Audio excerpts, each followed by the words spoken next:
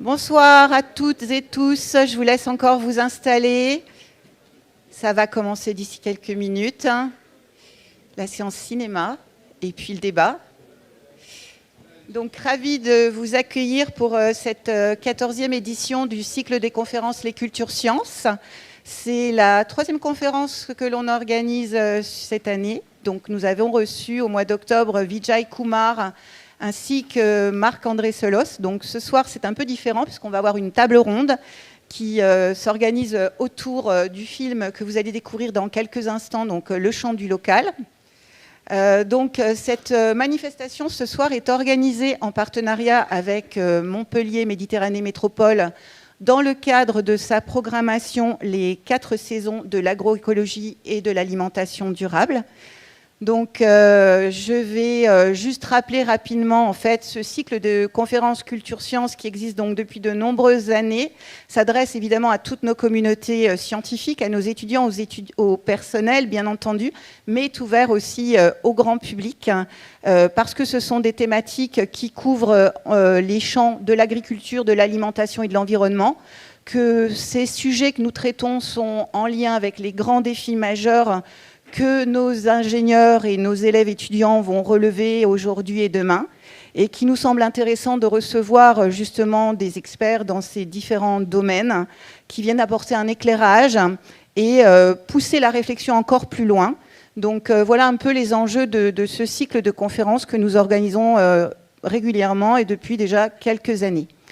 Je voulais également dire que ce soir, un certain nombre de personnes nous suivent en streaming. Donc ces personnes-là, eh bien, elles pourront également participer au débat en utilisant le chat en direct sur YouTube, puisqu'elles vont suivre cette conférence via la chaîne YouTube, et que vous pouvez bien entendu réagir pendant le débat, à la fin du film, en utilisant aussi les réseaux sociaux et notamment Twitter. Et vous pouvez utiliser le hashtag #CultureScience pour partager l'ensemble de vos commentaires. Voilà.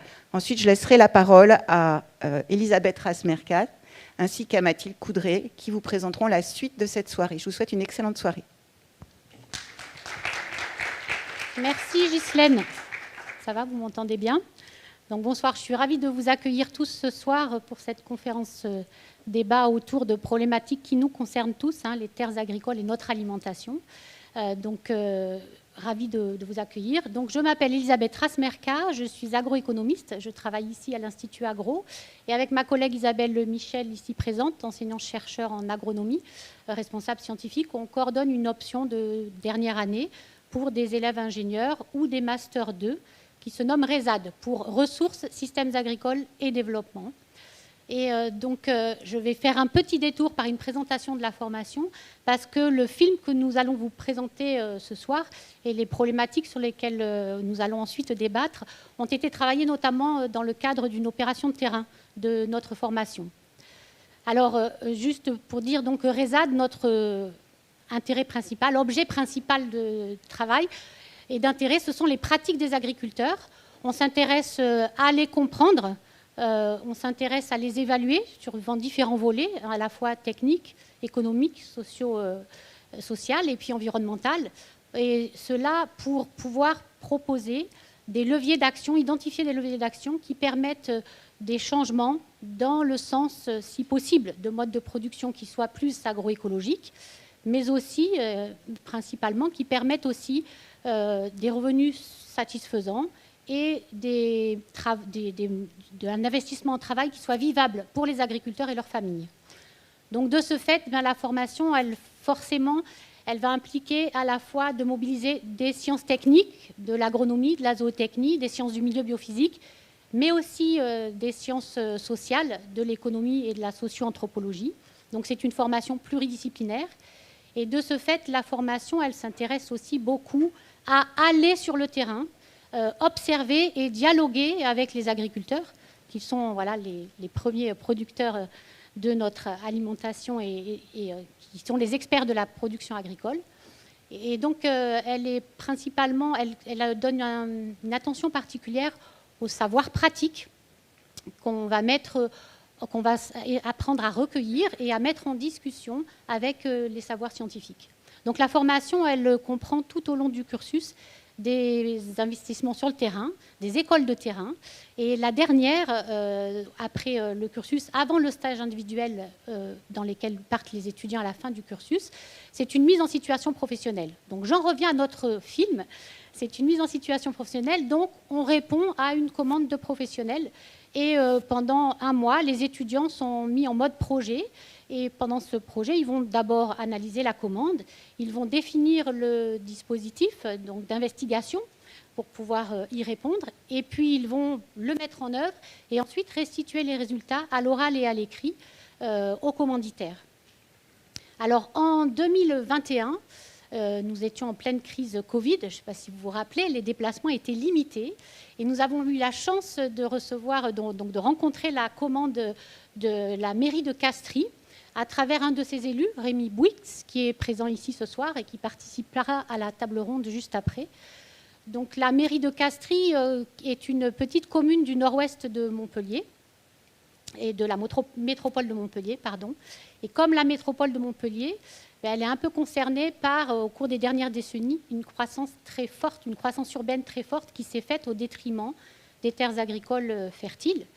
Et comme la métropole de Montpellier, elle est aussi préoccupée dans le contexte de crises multiples qu'on vient de subir, à jouer sa partition pour la relocalisation de l'alimentation de ses concitoyens sur son territoire, et en particulier des citoyens les plus jeunes que sont les élèves des classes à travers la restauration collective, parce que c'est de sa responsabilité directe. Et donc, à ce titre, pour jouer cette partition, la mairie de Castries a décidé, choisi de commencer à investir sur un terrain.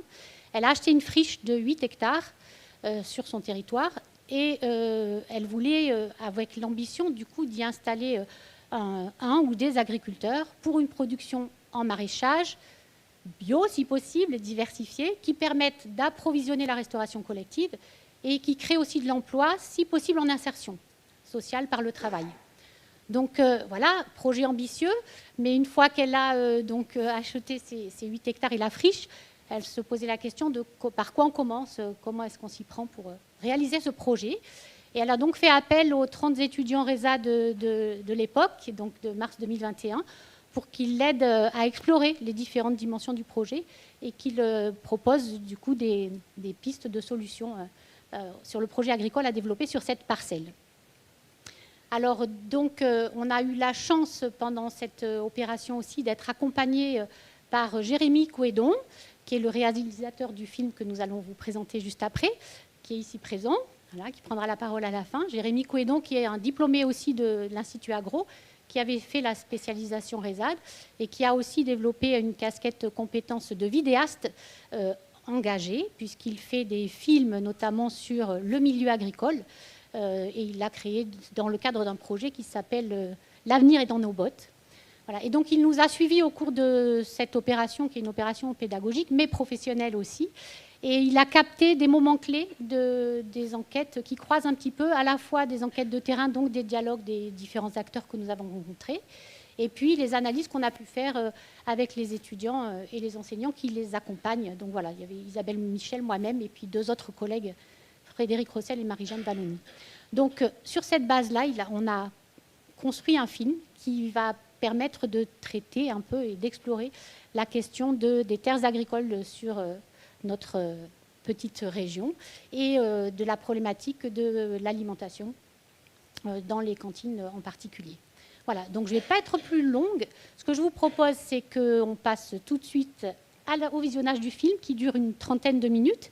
Et ensuite, dans une seconde partie, donc Mathilde Coudray, ma collègue de la chaire UNESCO, animera la table ronde dans laquelle vous verrez viendront prendre place donc 5 acteurs qui sont impliqués, concernés par l'agriculture et l'alimentation dans la métropole et dont certains que vous pourrez apercevoir notamment dans le film. Voilà, et ce sera un deuxième temps de discussion et de débat avec vous, avec leur participation. Donc merci et on place au film tout de suite.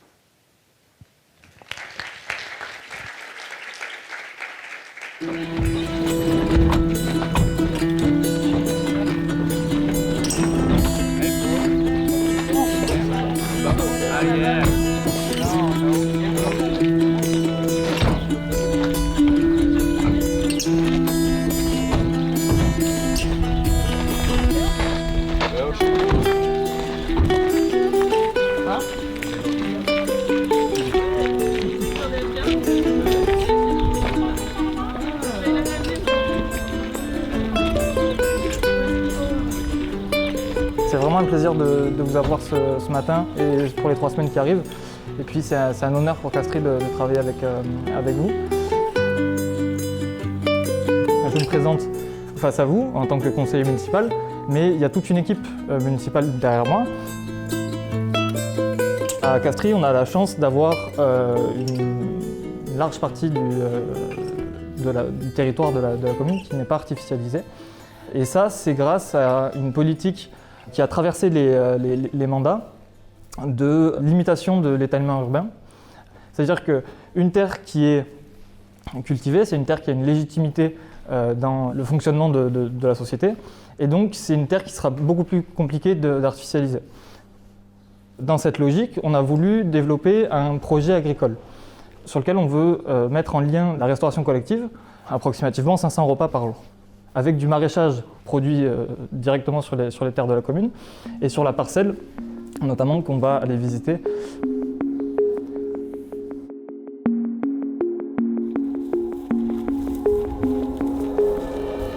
L'idée de ce projet agricole, c'est qu'il soit socialement utile, qu'on veut que ce projet nourrisse des emplois en insertion.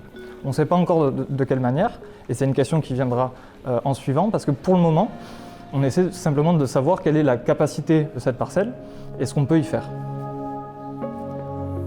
Ce qu'on attend, c'est d'être en capacité d'évaluer les différents projets qu'on nous soumettra. On est là pour imaginer, construire ce projet agricole, et c'est dans ce cadre-là qu'on a fait appel à vous.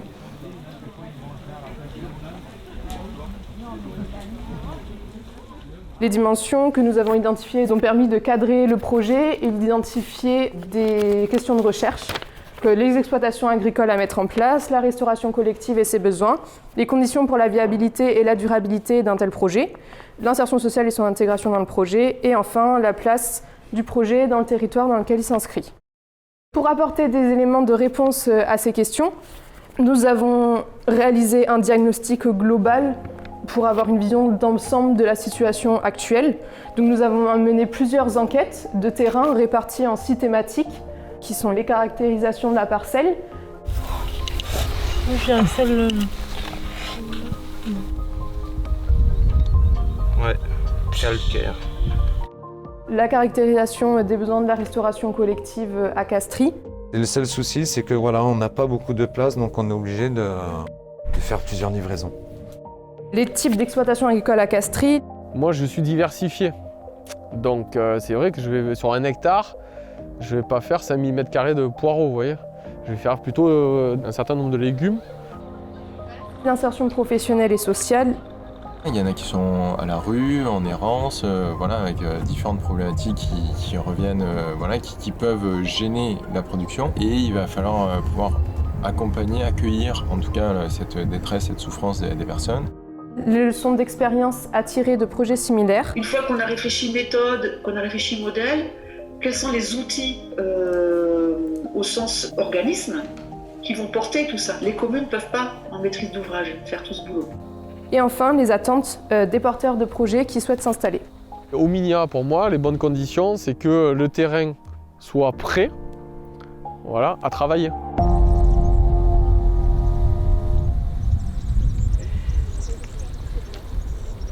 On peut démarrer? Allez-y. Ouais, parti. Nous, on est le groupe du coup, qui s'intéresse aux porteurs de projets et aux structures d'accompagnement dans le cadre de cette installation d'un maraîcher à Castries pour approvisionner la restauration collective.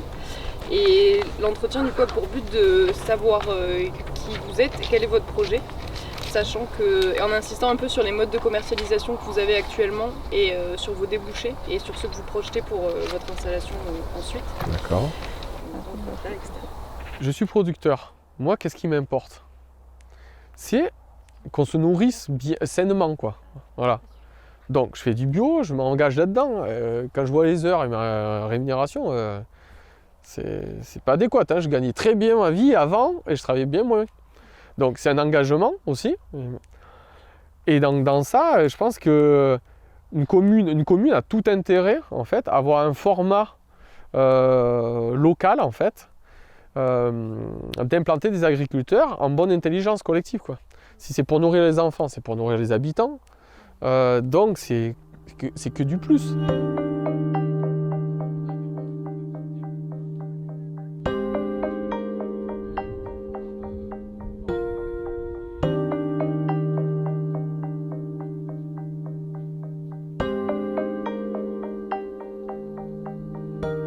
pour nourrir Montpellier, il faut le département de l'Hérault en production alimentaire.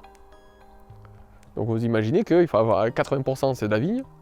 Donc ça va être compliqué. Mais pour vous dire, une commune, je sais pas, une commune là, elle récupère 40 hectares. Sur 40 hectares, elle met un paysan boulanger qui va faire du pain pour la commune. Elle va mettre de l'arbo, elle va mettre poule pondeuse, elle va mettre maraîchage. Et ça, je dis pas que ça va rendre autonome la commune. C'est pas possible parce que au niveau alimentaire, ça suffira pas. Mais ça va créer quelque chose de local. Et ça va et les gens, ils vont pas aller chercher leurs légumes là-bas. Ils vont les chercher là. Ils sont produits sur leur commune. Alors, le format, pour moi, c'est celui-là. Mais après, toute la complexité, je parle pas de viande. Quand je parle de local de viande, par exemple, c'est l'Aveyron. Parce que les échelles sont plus les mêmes. Le fromage, c'est la Lozère. Donc en fait, le local, maintenant, avec l'urbanisation, l'échelle fait que on se déplace, on va produire plus loin pour amener. Bon, après, il y a la question écologique, mais pourquoi pas essayer de préserver des terres et de l'agriculture locale. Et ça, dans des zones comme les métropoles, c'est un gros challenge. En ce moment, chez But, moins 50% sur les matelas Ingus de Dominé à 149,90 qui passe de 489,99 à 249,99 €. Du coup, nous, le rendez-vous avec vous, on avait deux volets qu'on voulait aborder. Il y avait vraiment le volet politique alimentaire de Montpellier, la P2A, pour comprendre un petit peu tous les enjeux et aussi la ceinture verte et tout ce qui va être plutôt politique au sein de la métropole de Montpellier. Et après, on aurait bien aimé voir votre point de vue sur tout ce qui va être les leviers et les risques que vous voyez sur ce genre de projet. Une métropole, une collectivité n'est pas là pour dire aux agriculteurs ce qu'ils ont à faire. Hein. Et puis surtout, ce qui est le plus important pour moi, et c'est là où c'est nouveau, c'est de dire quel est notre rôle en tant que collectivité ou propriétaire. Ce foncier qu'on mobilise, qui coûte cher, qui est très difficile à acquérir, comment à partir de là, on reconstitue un maillage d'exploitation agricole. Sachant que il faut imaginer des chemins de desserte, il faut imaginer des réseaux, comment ils vont arriver, il faut réfléchir à la circulation de l'eau dans les sols, Quand vous regardez un paysage agricole, ça vous semble évident, mais il y a eu de l'aménagement. Alors souvent, c'est au fil des histoires, très façon dans la durée, que les agriculteurs, petit à petit, ont fait les fossés, les haies, les chemins, délimiter les parcelles, tout ça. Mais là, on est dans une situation de front pionnier, de colonisation. Comment on met en place un aménage. Donc ça, là, il y a des réflexions à avoir.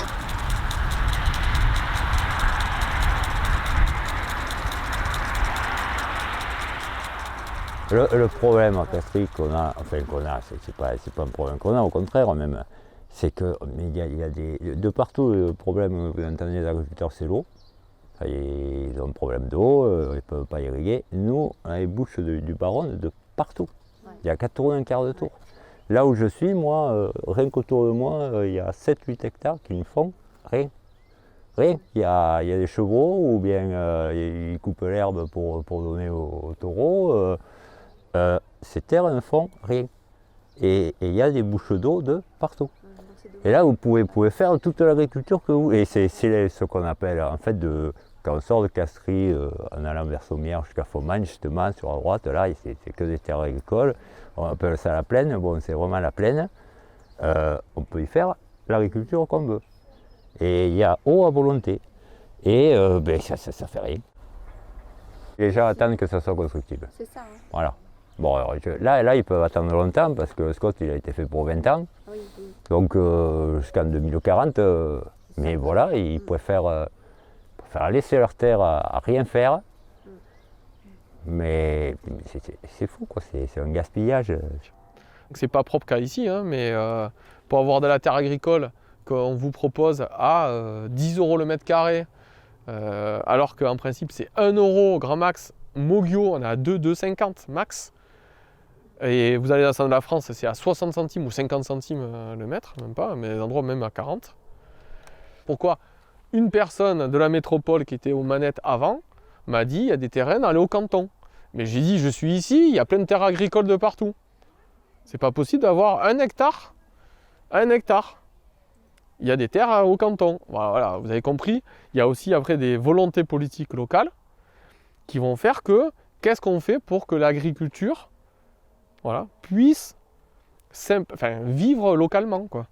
Et on parle du local à tout bout de champ dans tous les discours, mais qui c'est qui va faire favoriser des collègues paysans boulangers à avoir des terres pour faire ces céréales?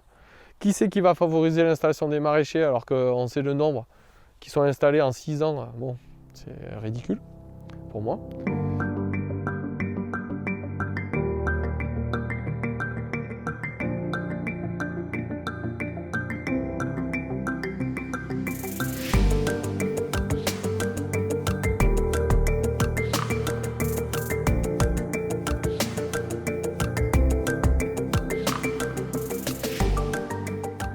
Alors, nature, taille et proportion des éléments grossiers. Alors. Il y a quand même des gros cailloux. Ah oui, des éléments grossiers. Ouais. Alors en surface ou dedans? On va regarder. Hop, ça c'est sur les premiers centimètres. Tiens, un verre de terre. Fais attention avec le gaz, gros. Tu regardes?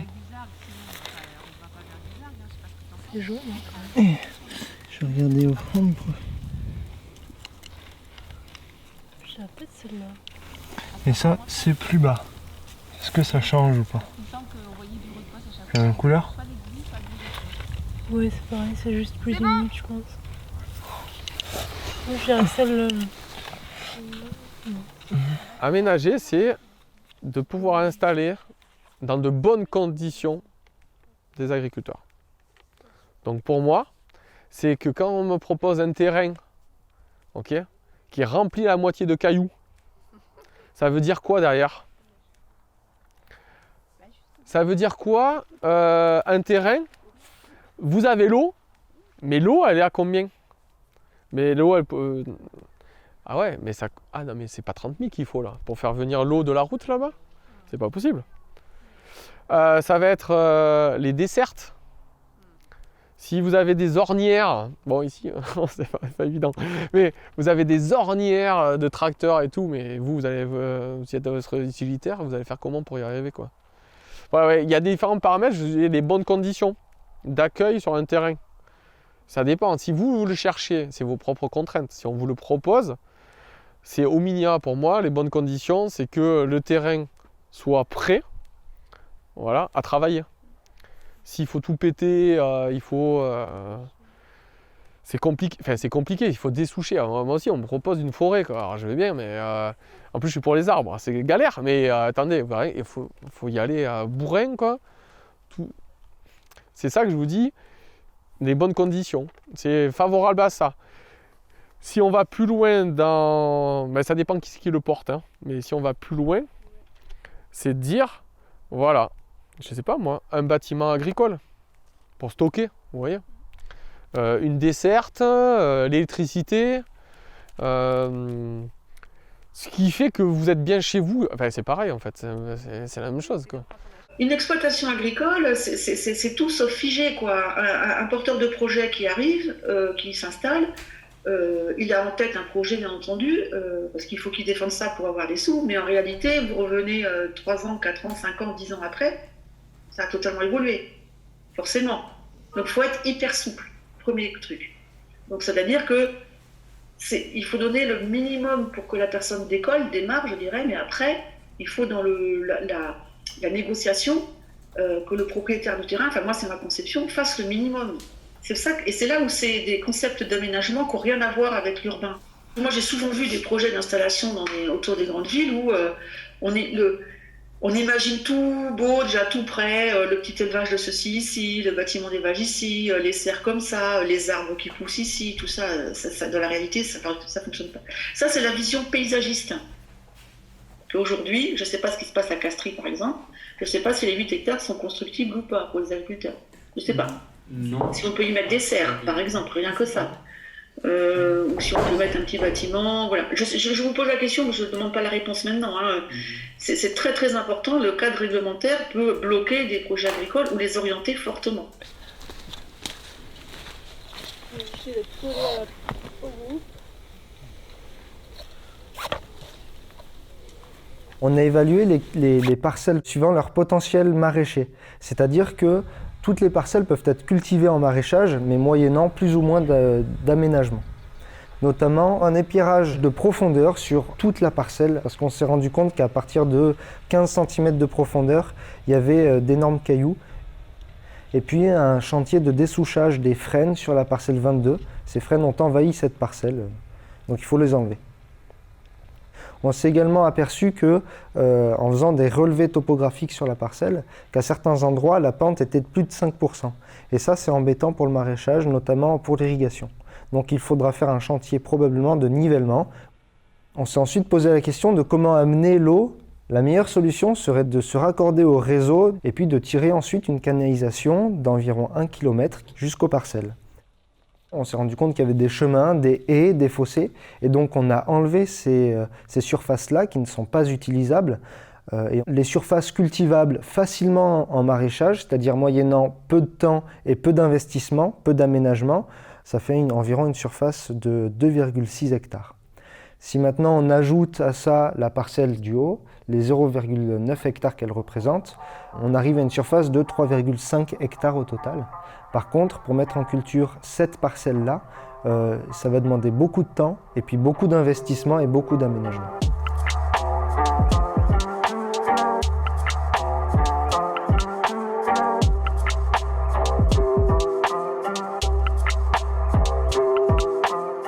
Au début, ce qu'il faut, c'est la commercialisation, quoi. Parce que moi, je dis toujours, produire, c'est facile. Bon, il y a des trucs qui réussissent plus ou moins. Les fraises, j'ai mis un certain temps avant de bien maîtriser. Toutes les cultures, d'ailleurs, on met un certain temps avant de maîtriser. Après, bon, il faut vendre derrière. Et bon, moi, en plus, je suis seul à produire, à vendre, donc c'est deux boulots. Et vous, ça vous intéresserait de fournir à la restauration collective de Castries ? Non, parce que, non, mais il faut avoir la capacité de production, quoi. C'est pareil, après c'est, oui, pour moi ça serait trop gros volume.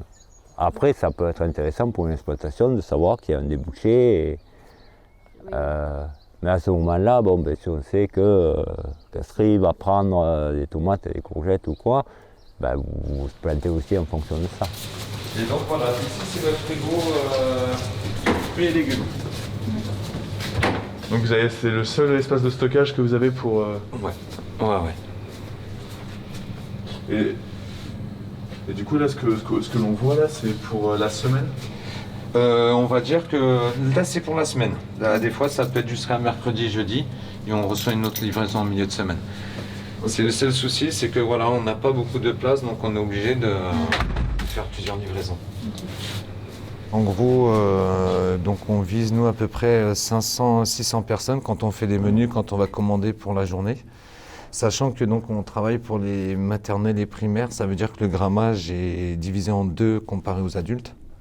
Vous passez une commande du coup chaque semaine ? Chaque semaine, on passe au fournisseur, on l'appelle par téléphone ou on peut le faire par ordinateur, mais nous on préfère le faire par téléphone parce que si jamais ils ont des promotions sur un produit qui est pareil mais d'une autre marque ou un petit dérivé, on va vers le moins cher parce qu'on doit tenir donc un plateau repas d'1,80 € par enfant.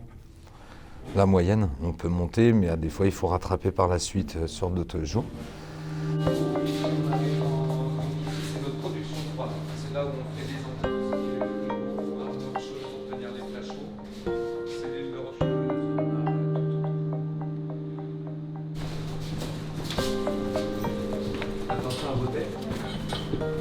Les espèces principales qui sont traitées à la cantine sont les pommes de terre et les carottes qui représentent 50% du volume de fruits et légumes consommés, à l'échelle de l'année. Et les principaux autres produits sont la tomate, les salades et les courgettes.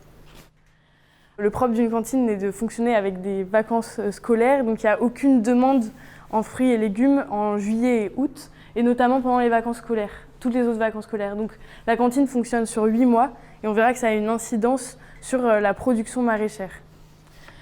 Et si on imagine une exploitation agricole qui fournirait 100% de sa production à la cantine, ça représenterait un chiffre d'affaires trop faible pour qu'une exploitation soit viable. D'autant plus que ce décalage de saisonnalité fait qu'il n'y a aucune demande au moment du pic de production des légumes d'été pour un maraîcher. Je ne serai jamais en concurrence, ni avec le grossiste, ni avec la centrale. S'ils ne le comprennent pas, on ne travaille pas ensemble. Parce que vous ne pouvez pas aller voir avec une centrale où vous avez des coopératives qui ont, je sais pas, 50, 100 hectares avec des grosses infrastructures. Et comment vous pouvez concurrencer après des personnes qui bossent sur 1 hectare avec mon modèle à moi qui est peu mécanisé? Non. Nous, on est petits. Les petits, ils font quoi? De la vente directe, du magasin spécialisé, de la map. Vous êtes plus gros, alors il faut être quand même beaucoup plus gros, et vous n'avez pas le même système de commercialisation.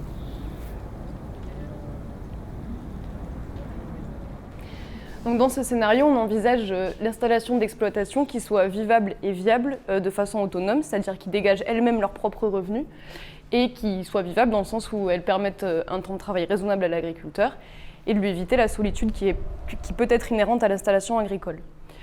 On essaie également d'utiliser au mieux l'espace disponible, donc d'après le groupe parcelle qui vient de se présenter, les 2,6 hectares de terre qui sont maraîchables sans exiger des aménagements trop conséquents. Et enfin, la commande de la mairie était d'installer des exploitations qui aient des pratiques respectueuses de l'environnement. Donc la combinaison de ces 3 critères ensemble nous a conduit à nous tourner vers l'installation de 2 exploitations qui feraient du maraîchage diversifié en agriculture biologique. Donc là, je vous présente le fonctionnement d'une de ces 2 exploitations, sachant que dans notre scénario, on en installe 2. Donc une de ces exploitations est installée sur 1,3 hectare, donc la moitié des terres maraîchables que nous avons divisées entre les 2 agriculteurs. Donc un agriculteur cultiverait sur ces 1,3 hectares 30 à 40 espèces de légumes sur 5200 m² de planchons qui seraient complétés par 800 m² de cultures sous serre qui sont indispensables à ce type de système de production. La production s'étale sur 8 mois par an, c'est-à-dire de mars à octobre, la saison de production de l'essentiel des légumes, et l'hiver est consacré à l'entretien des sols et la préparation de la saison suivante, moyennant un investissement en travail assez conséquent de la part de l'agriculteur durant la saison de production, donc de 60 heures par semaine, puis 30 à 40 heures par semaine en contre-saison. On peut espérer de ce genre d'exploitation une production de légumes qui est de à peu près 10 tonnes par hectare, donc un peu plus, nous, parce qu'on a un peu plus de surface, donc 13 tonnes. Si on combine les 2 exploitations, on aurait 26 tonnes de légumes par hectare, pour servir de comparaison avec le scénario suivant, qui serait commercialisé avec des moyens de circuit court, c'est-à-dire en panier, en vente directe à la ferme ou en marché de producteurs. Ça permet d'avoir des prix qui permettent d'assurer la rentabilité d'une exploitation sur une très petite surface. On peut en espérer un chiffre d'affaires qui tourne autour donc, des 50 000 € pour un revenu annuel de 30 000 € par an, qui ne comprend pas en revanche l'accès au foncier, c'est-à-dire que de ce revenu, il faut déduire le prix que paiera l'agriculteur pour accéder au foncier. Dans l'état actuel des choses, il doit y avoir donc une redéfinition du prix d'achat et une communication importante, une concertation entre le cuisinier de la restauration collective et le maraîcher pour définir les espèces livrées et les marges de manœuvre. Donc nous avons présenté les performances de l'exploitation une fois qu'elle est en rythme de croisière. Mais il faut savoir qu'il y a une temporalité associée à l'installation de ces exploitations qui est en général de 5 ans avant l'atteinte du revenu en rythme de croisière qui est de 1 700 € par mois. Donc avant l'installation, donc avant la première saison qui démarre au printemps de l'année 1, le maraîcher installera sur la parcelle tout son outil de production, c'est-à-dire les clôtures à sanglier qu'on a mentionnées, le système d'irrigation et surtout le montage des serres. Et il réalisera aussi un important travail de préparation du sol, notamment par l'apport de matières organiques, de compost, de fumier, etc. pour préparer sa première saison de plantation. Le coût d'une telle installation en maraîchage sur une petite surface est de 30 000 à 40 000 € qui sont donc pris en charge par le porteur de projet et qui peuvent être aidés par des subventions à l'installation agricole comme les dotations aux jeunes agriculteurs. Donc les premières années, en général, la première année, le maraîcher n'a pas de revenus et il commence à avoir un revenu à partir de l'année 2 et 3 et à atteindre le SMIC en général en année 3 ou 4. Donc le porteur de projet doit avoir un moyen de subsistance durant ces années-là et également, sachant que c'est un des premiers postes de dépenses, un logement accessible à un prix qui lui permette de se loger malgré son revenu qui sera faible au début.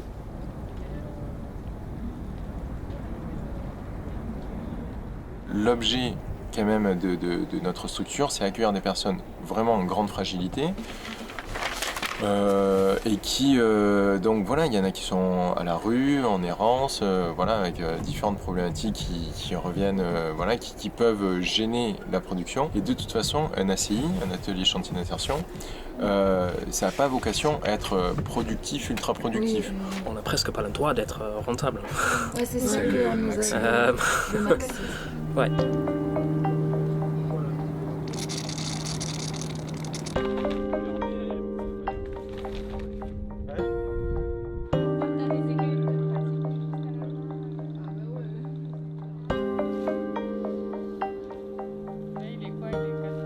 Les deux objectifs, et pour moi, ils deviennent la même chose au bout d'un moment, c'est de produire de la qualité et l'encadrement. Que les personnes ils viennent ici, ils se sentent à l'aise, ils règlent des problèmes dans leur vie, ils passent à autre chose. C'est pour ça que beaucoup des jardins, la plupart des jardins de campagne sont en forme de vente en panier. Ouais, justement. Comme ça, ça crée du travail tout au long de l'année. Parce que la question qui se posait là, c'était est-ce que l'insertion professionnelle, c'est quelque chose qu'on ajoute après un projet de ce genre? Est-ce qu'on commence déjà tout de suite Je pense qu'il faut quand même un peu poser les bases et même voilà, sur le champ, il y avait déjà des choses qui poussaient, il y avait un peu de... Les bénévoles nous ont aidés à répandre 40 tonnes de compost, à bouger des cailloux. Si on fait un travail trop ingrat avec des salariés en insertion, on va les dégoûter, c'est déjà des personnes fragiles. Donc voilà. D'après nos calculs, on a vu que c'était à partir de 3,7 hectares qu'on arrivait à avoir une exploitation viable économiquement qui permettait de dégager un revenu. Et donc ça implique deux choses. D'une part, c'est que ça correspond tout juste à la surface qu'on peut exploiter en maraîchage sur cette parcelle. Donc ce qui veut dire que si on installe une exploitation en insertion, a priori, il n'y aurait pas d'autre exploitation sur cette parcelle. Et aussi que avec cette surface-là, on est à la limite de la viabilité économique. Donc, ce qui veut dire qu'on ne peut pas vraiment se permettre de vendre à un prix plus bas.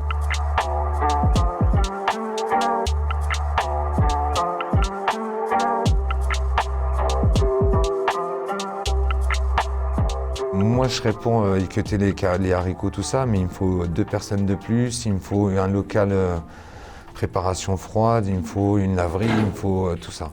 Et ça, on l'a pas. Ça, on l'a pas. Non, après, on a la chance d'avoir une cuisine dans la cantine parce que il y a beaucoup d'écoles où c'est des plateaux repas qui sont livrés directement et puis c'est peut-être pas aussi bon que sur la production sur place. Donc ça, on a vraiment la chance d'avoir une cuisine ici, qui est très rare. En fait, si on veut manger le bio et local, ça emmène un surcoût et on s'est demandé si diminuer le gaspillage, ça pouvait pallier ce surcoût. Et quand on compare à un peu une cuisine modèle Montsartou, on se rend compte qu'on n'est vraiment pas si loin. Donc du coup, ça c'est super, mais par contre, ça montre qu'on a une faible marge de manœuvre en termes de coût en fait, sur le gaspillage. Du coup, ça nous a emmené à nous poser la question du levier du prix. Comparé à la moyenne nationale du prix réel d'un repas, Castries est en dessous, donc on s'est demandé s'il n'y avait pas une marge de manœuvre là-dessus. Et par contre, quand on regarde le prix du ticket pour les familles, il est de 3,70, donc c'est déjà assez élevé. Pour nous, ce n'est pas un point sur lequel on peut jouer. Mais par contre, la part mairie, qui est là de 1,90, on s'est dit que ce serait peut-être un levier pour avoir des produits bio de qualité et avoir un juste prix de rémunération aux producteurs. Après, nous, on est en train de réfléchir à la métropole, à d'autres modèles, toujours nourriciers, tournés vers le bassin de consommation du Grand Montpellier, plus du semi-gros, c'est-à-dire arriver à vendre des quantités plus importantes. Le maraîcher n'y passe plus du temps, il met en sac, il fait ses gros sacs de carottes, de patates ou d'oignons, ou ses grosses caisses de, je sais pas de quoi, de poireaux. Et puis, il pose ça quelque part, à un endroit, est-ce que c'est le marché-gare ou un autre collecteur Voilà, ce genre cette filière-là, elle est à creuser sur la métropole, elle n'est pas évidente. Donc, voilà, c'est une réflexion qu'on mène, et en ce moment, c'est tout frais ce que je vous dis, et il va falloir qu'on arrive à partager avec tous les propriétaires, publics ou privés, cette vision aussi d'un autre type de maraîchage, pour satisfaire une certaine demande qui existe bien entendu, notamment au niveau de la restauration collective ou dans les épiceries, etc. Et là, du coup, le périmètre de travail, ça va bien au-delà de la métropole. Approvisionner les cantines en tomates, ça peut se faire sur la métropole. En viande de bœuf, il faut aller à 100 ou 200 km. Donc là, c'est plus un travail de structuration de filière, pour le coup.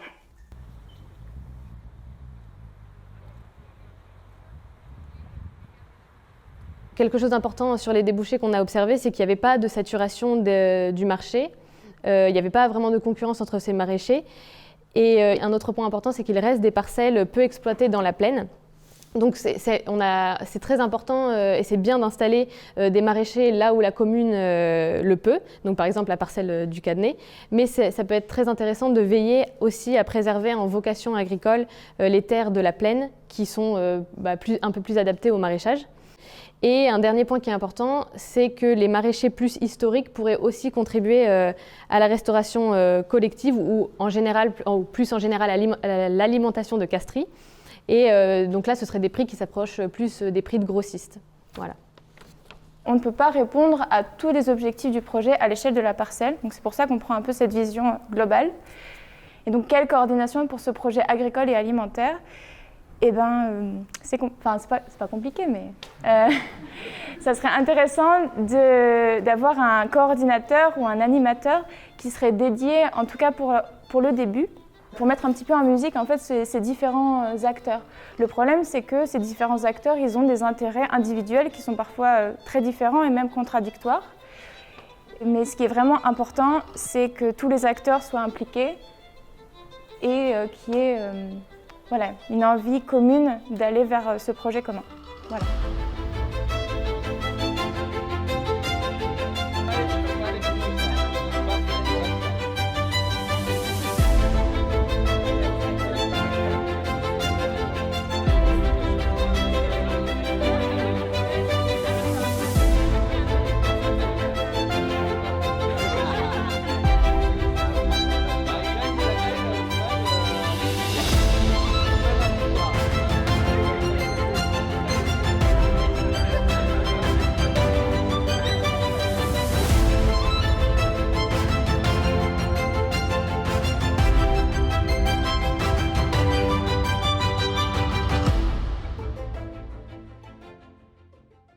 Bonsoir à toutes et tous. À mon tour de prendre la parole, donc cette fois au micro. Donc je suis Mathilde Coudray de la chaire UNESCO Alimentation du Monde et j'ai le plaisir donc d'animer cette deuxième partie de soirée. Je vais demander du coup à nos 5 intervenants et intervenantes de venir me rejoindre sur l'estrade, s'il vous plaît. Et puis justement pour qu'on se sorte un peu du film là, il va falloir quand même qu'on revienne un petit peu parmi nous, n'est-ce pas ? Pour voir aussi si vous n'avez pas trop dormi pendant le film, là, pour voir si vous êtes bien avec nous, je voulais vous poser 2-3 questions pour être sûr que vous soyez réveillés. Du coup, à main levée, est-ce que vous sauriez déjà situer où est Castries ? Parce que je ne sais pas si vous avez bien suivi, mais on est parti à Castries. Donc par rapport à Montpellier, est-ce que Castries, ça se situe où ? Je vais vous proposer 3 questions, 3 réponses. Est-ce que Castries se situe au sud-ouest de Montpellier ? Qui dirait au sud-ouest ? Non. On va plutôt aller au nord, alors au nord-ouest peut-être ? Ah, déjà là, ça n'a pas suivi dès le début le film. Hein ? Et donc au nord-est, voilà, on est bien d'accord, on est parti au nord-est de Montpellier. Plus compliqué, je ne suis pas sûre que c'est sorti dans le film. Est-ce que vous sauriez dire comment on appelle les habitants de Castries ? Alors bon, moi ça va, hein, j'ai cherché, donc j'ai la réponse. Est-ce qu'on appelle les habitants de Castries les Castriens ?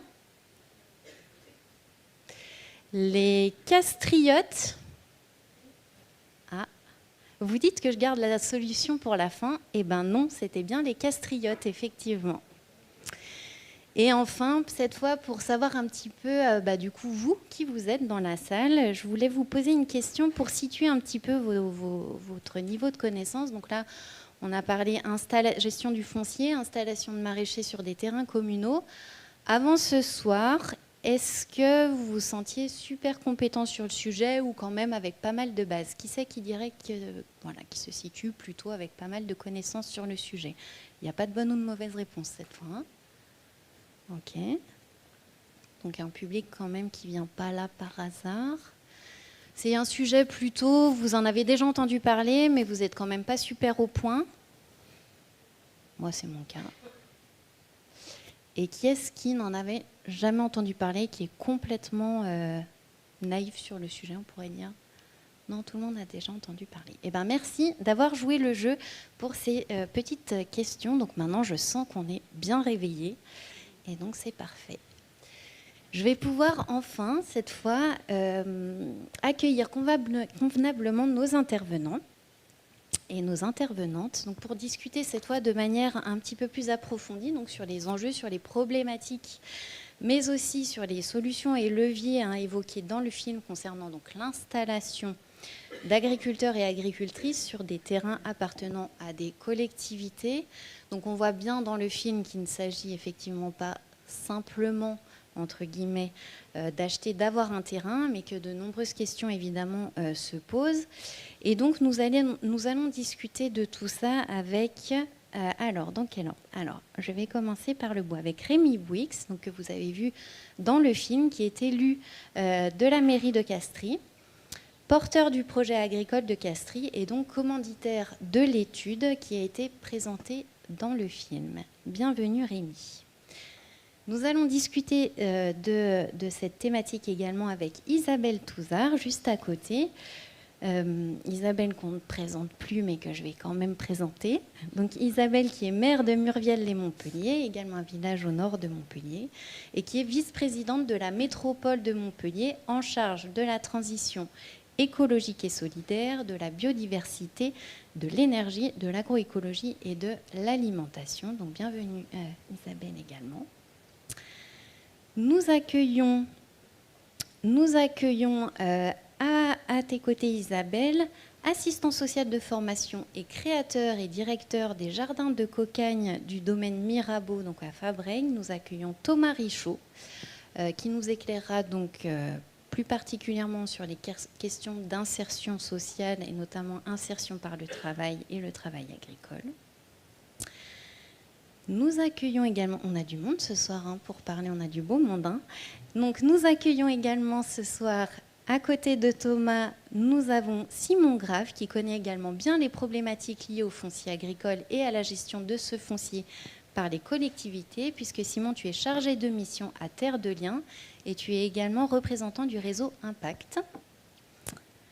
Et enfin, cette fois, à ma droite, juste à ma droite, nous accueillons également Frédéric Rogier. Bonjour Frédéric, donc qui est maraîcher en bio et en circuit court et qui connaît également très bien les problématiques d'installation, puisque Frédéric, vous animez également l'espace test agricole Terracopa sur Clapier. N'anime pas et participe. Bon, très bien. Donc merci beaucoup à tous les 5.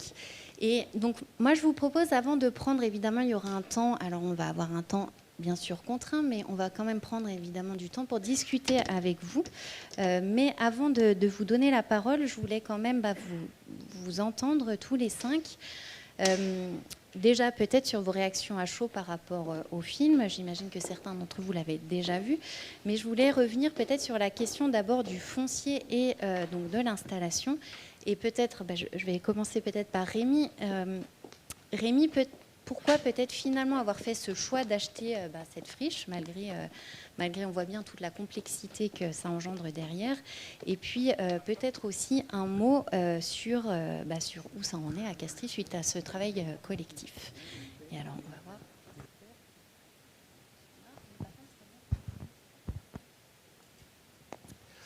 Oui, alors bonsoir et bravo Jérémy pour ce film. C'était la première fois que je le voyais et vraiment bravo. Pourquoi est-ce qu'à Castries, on a fait le choix d'acheter une parcelle pour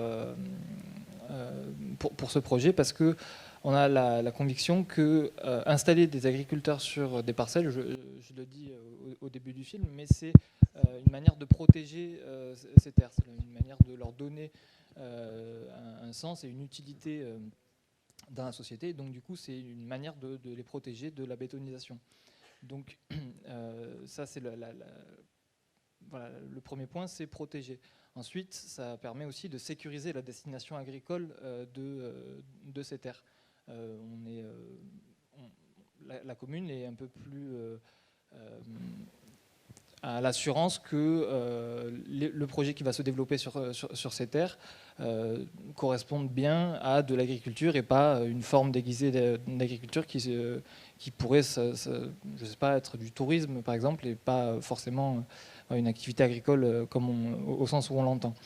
Et puis c'est aussi une manière de favoriser l'installation pourquoi pas de jeunes agriculteurs à y être. C'est en fait une manière de repenser notre rapport au foncier agricole, à la propriété du foncier agricole.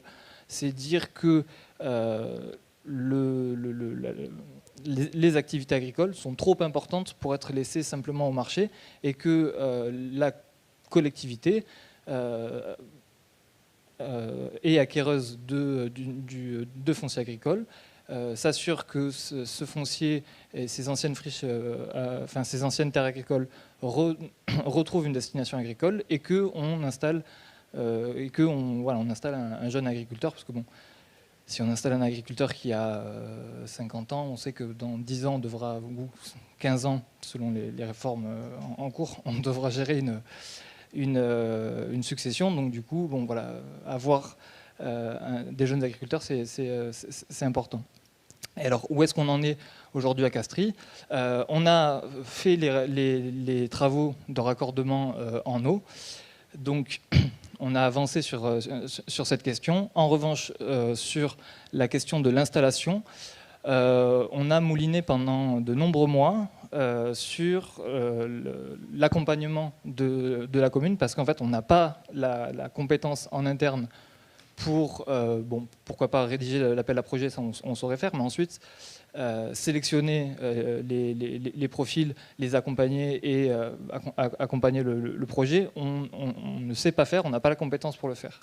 Et on avait un accompagnement qui s'est révélé infructueux, et on est aujourd'hui accompagné, bien heureusement, par le réseau Impact, donc Terre de Liens, Terre Vivante et le CIVAM Bio 34, et donc du coup, on avance à nouveau, enfin, depuis quelques mois sur cette question. Donc, on n'a pas beaucoup avancé, mais on a beaucoup d'espoir pour les quelques mois qui arrivent.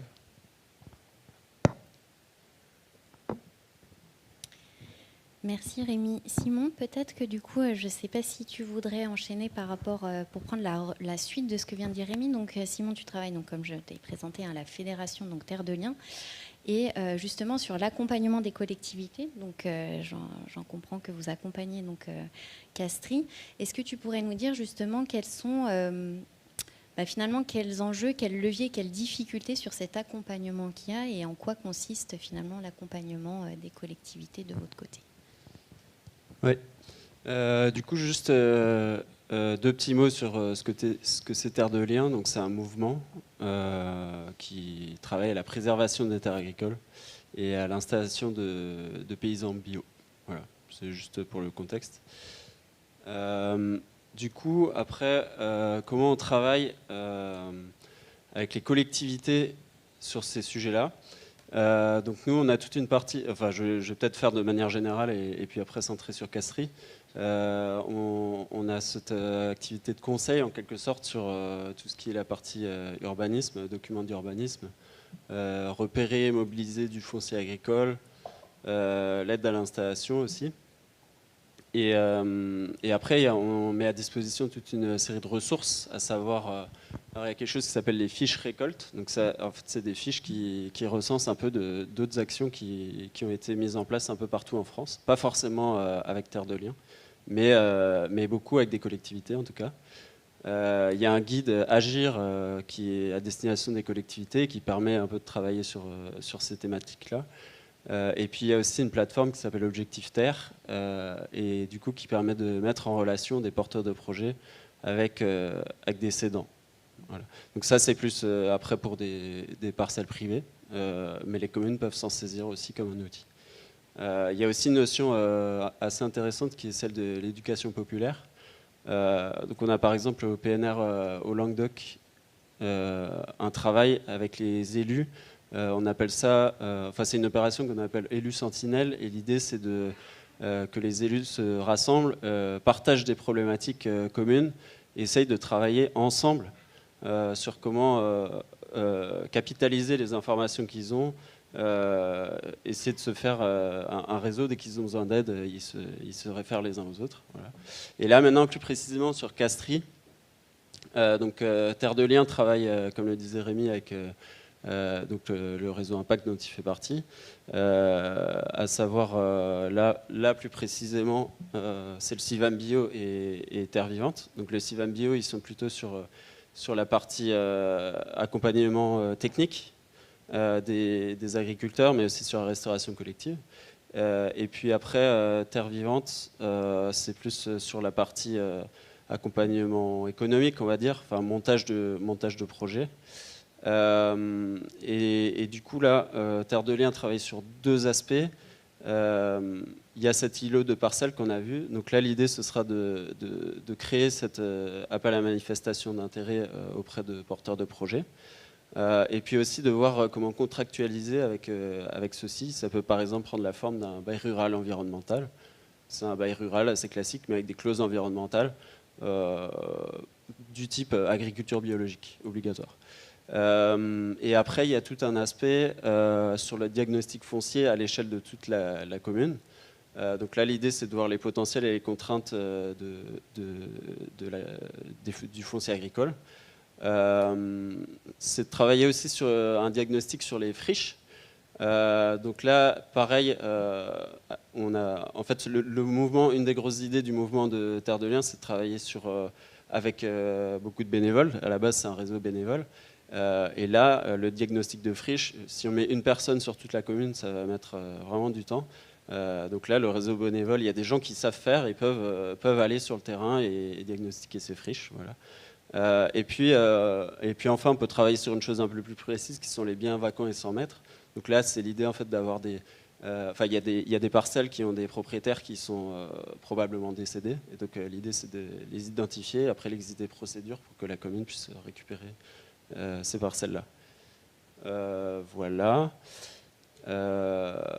Après, au niveau des enjeux et leviers, moi j'ai peut-être une question, c'est au niveau du...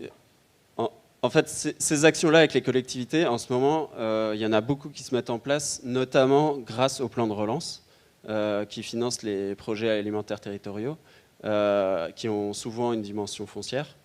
Mais il y a un peu un enjeu de pérennité de ce financement. Qu'est-ce qui se passe après quand il n'y a plus le plan de relance? C'est des opérations qui peuvent être sur le temps long, et donc qu'est-ce qu'on fait derrière ça, quoi? Je peux en dire plus parce qu'on est beaucoup. Merci. Isabelle, peut-être que je te donne la parole parce que Castries fait partie de la métropole évidemment de Montpellier. Métropole qui a signé et même coporté la déclaration de Nantes issue des assises territoriales en septembre dernier, et dans laquelle il est bien affirmé effectivement la nécessité de protéger et reconquérir le foncier agricole. Du coup, peut-être un mot sur qu'est-ce que ça signifie plus précisément pour une métropole, justement, de protéger ce foncier agricole. Quels sont aussi peut-être les autres leviers possibles que l'achat, comme là on voit, dont il était question. Et notamment dans le film, là, tu parles de front pionnier à ce niveau-là. Donc voilà, est-ce que tu as d'autres exemples de ce qui se passe notamment à Montpellier à ce niveau-là? Bonsoir à tous. Je renouvelle aussi les félicitations pour le film. Il est vraiment il est très dynamique, il est vraiment super. En fait, la situation qu'on vit sur la métropole de Montpellier, on la retrouve dans de nombreuses zones périurbaines. Cet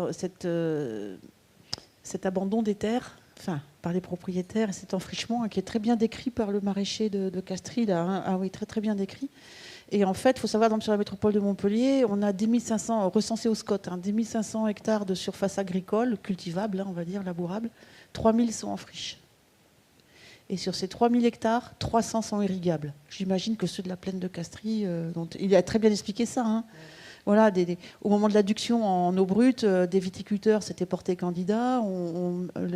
Voilà, il y a eu des bornes installées à leurs parcelles, c'est irrigable. Le jour où l'agriculteur part en retraite ou décède, les héritiers se divisent le foncier.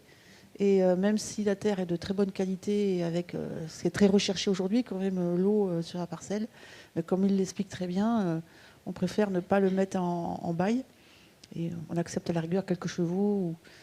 Voilà, donc c'est une situation très grave parce que ça, non seulement c'est un potentiel de production alimentaire qui nous échappe, mais en plus c'est de l'enfrichement, c'est la pollution des sangliers, c'est les risques feux de forêt, c'est la cabanisation, enfin c'est une dégradation des paysages, c'est en termes d'externalités négatives, on peut dire, c'est vraiment, en termes d'intérêt général, c'est vraiment un gros problème.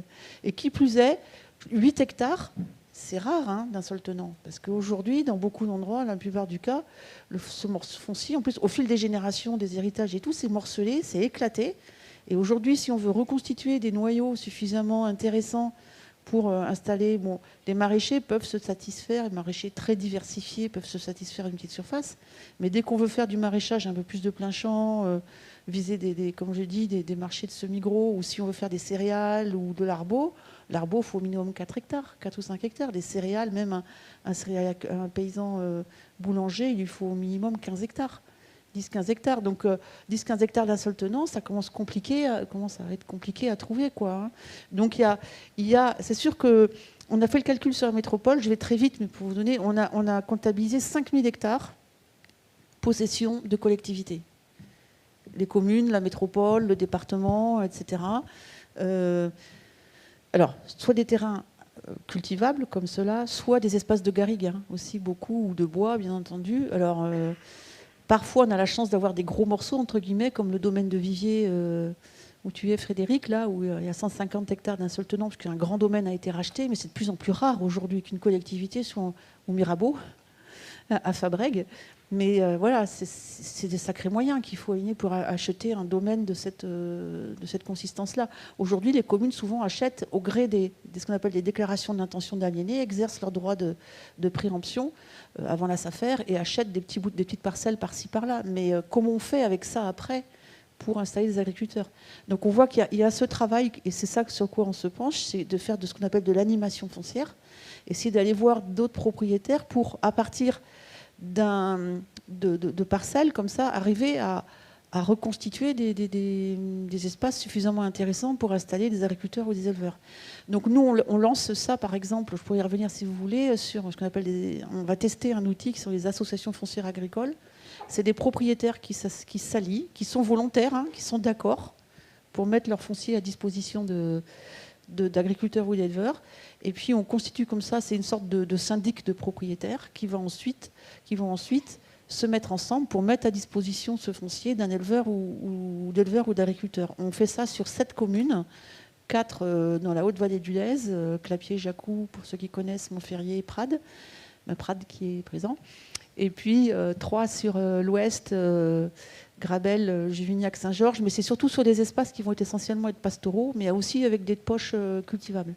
Donc on lance ça et on va voir comment on peut... L'intérêt de ces établissements, ces AFA, c'est qu'ils peuvent bénéficier de subventions pour faire des aménagements, c'est ce que tu dis dans le film, Frédéric, des aménagements préalables nécessaires. Donc, un éleveur, si on veut l'installer, il faut un minimum de préparation.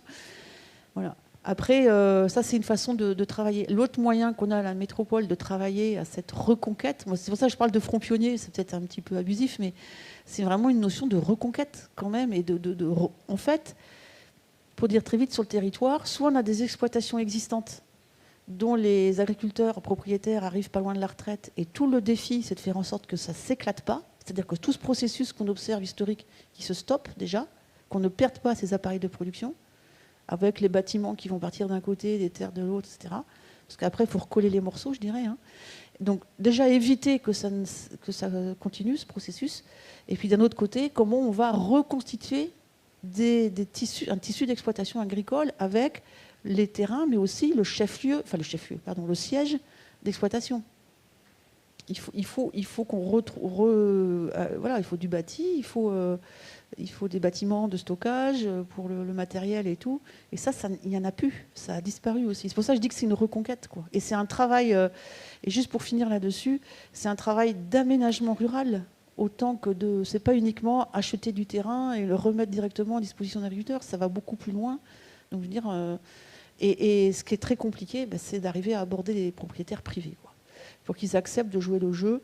Et le temps qu'ils fassent, je finis là-dessus, le temps qu'ils fassent le deuil, parce que même si on a des outils de planification urbaine, hein, des SCOT, des PLUI, pour dire, voilà, c'est constructible, c'est pas constructible, c'est fini, le temps que les propriétaires acceptent, fassent le deuil de la non-constructibilité de leur terrain, et se disent que non, c'est définitivement fini, et oui, il faut que je mette, et que donc je retombe dans l'économie agricole, avec des prix du mètre carré ou des locations qui sont... Voilà, il va falloir des années, voire des décennies pour y arriver. Frédéric, il serait peut-être temps de d'écouter l'expérience côté maraîcher. Du coup, en quoi, tout simplement, l'installation, c'est un peu un parcours du combattant côté agriculteur-agricultrice. Ouais, et quelles sont peut-être aussi les spécificités à travailler sur un terrain communal ? Et peut-être un mot aussi sur le bio, le circuit court, et les avantages, peut-être aussi les problématiques que ça soulève. Le micro est à vous. Et bonsoir, tout ça en 3 minutes. Ouais, ça va être allez, bien, 5. Bien, 5. Trop bien. Moi, j'aurais plein de choses à répondre, mais on verra tout à l'heure pour discuter ensemble. De se dire, en fait, tout simplement, on parle d'installation et de parcours. Il faut se dire que l'agriculture a bien évolué.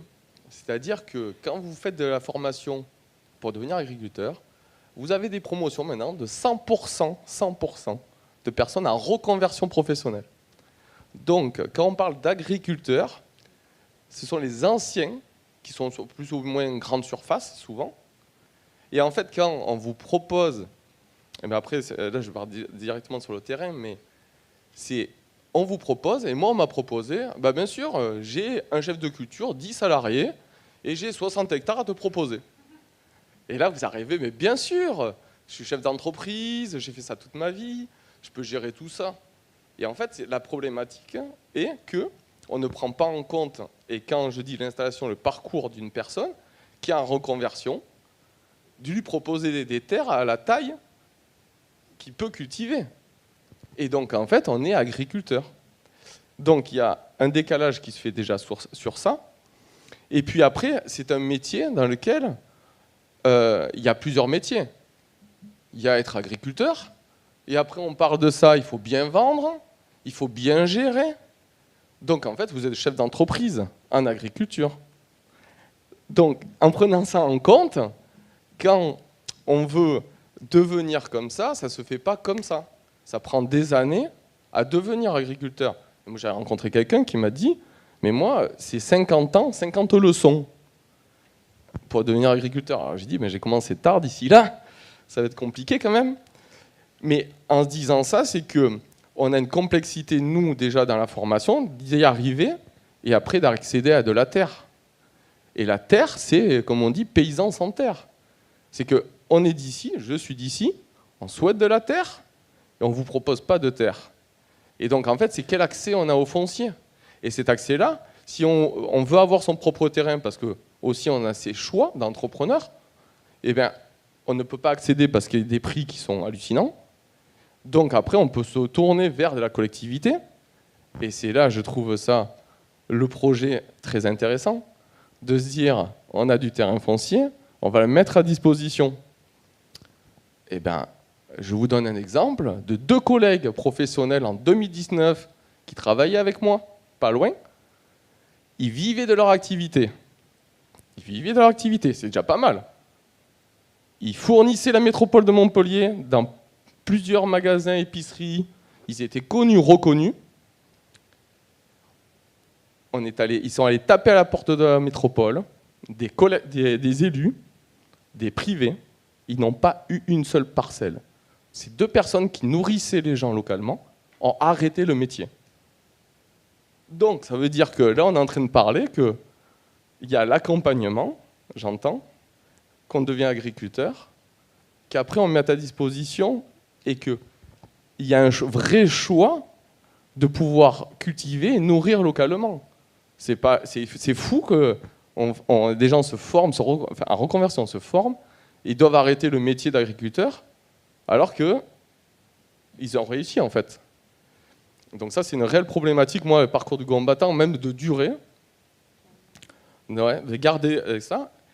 Et quand vous avez de la terre qui vous est mise à disposition dans le cadre de bail ou d'autres formats, c'est que là, au bout d'un moment, si c'est pas sécurisé pour vous à long terme, vous avez installé des terres, vous avez fait la desserte, vous avez mis l'irrigation, vous avez tout fait ça, et là je parle, je sais pas, à 5 ans, 10 ans, 15 ans, ça tourne, ça fonctionne, et qu'on vous dit c'est plus possible. Ah oui, parce que c'est plus important, vous savez, et ça c'est une réalité qui arrive. On a dégagé les agriculteurs dans le cadre du SCOT, ça je le sais, on dégage pour construire. Donc après là, il y a réellement une volonté après politique de dire oui, on a de la terre, nous la gardons parce que nous souhaitons nourrir les habitants de notre ville, quoi, tout simplement. Mais non, on a des exemples précis qui font que nous préférons construire sur des terres agricoles parce que c'est facile d'accès pour un promoteur. Vous avez l'eau, c'est plat. Par contre, dans la garrigue, il n'y a rien. Hein. On ne construit pas la garrigue, il faut tout péter. Donc, en fait, c'est pas intéressant. Et quand on crée quelque chose où on dit oui, on va créer quelque chose avec l'animation foncière, c'est intéressant. Mais il faut que ça soit des terres accessibles. Et moi, je vois encore très près de là où je travaille, des super terres agricoles, il y a un super lotissement en cours, quoi. Donc, c'est toute une réflexion là-dessus. Voilà, si là, réellement on a envie que ça se fasse, on peut dire non, on ne fera pas de lotissement là. Enfin, qui c'est qui décide? Enfin, c'est des choix. Donc, à partir de là, moi, je responsabilise les élus, quoi, là-dessus. Hein. Et donc, par rapport au fait que nous, on a une vision aussi, pour moi, de nourrir sainement, et c'est pour ça que je me suis lancé dans le métier, c'est me nourrir sainement, je ne faisais pas ça avant, et me dire, nourrir sainement les enfants, les jeunes, les habitants de là où je suis, en circuit court, bah, on se dit, c'est génial. Et on me dit, Fred, tout le temps, mais c'est super, parce que tu nourris à 10 minutes. À 10 minutes, tu amènes du bio, et c'est pour ça que je fais avoir l'eau bio, bien sûr, respect, la biodiversité, le sol, et se nourrir sainement. Et on arrive après à, on va dire, sur la métropole. Moi, j'ai 100% de mon activité. En moins d'1 heure de tournée, j'ai livré plusieurs communes de Montpellier, quoi. Et donc, si on souhaite ça, on doit mettre en place des outils favorisant ça.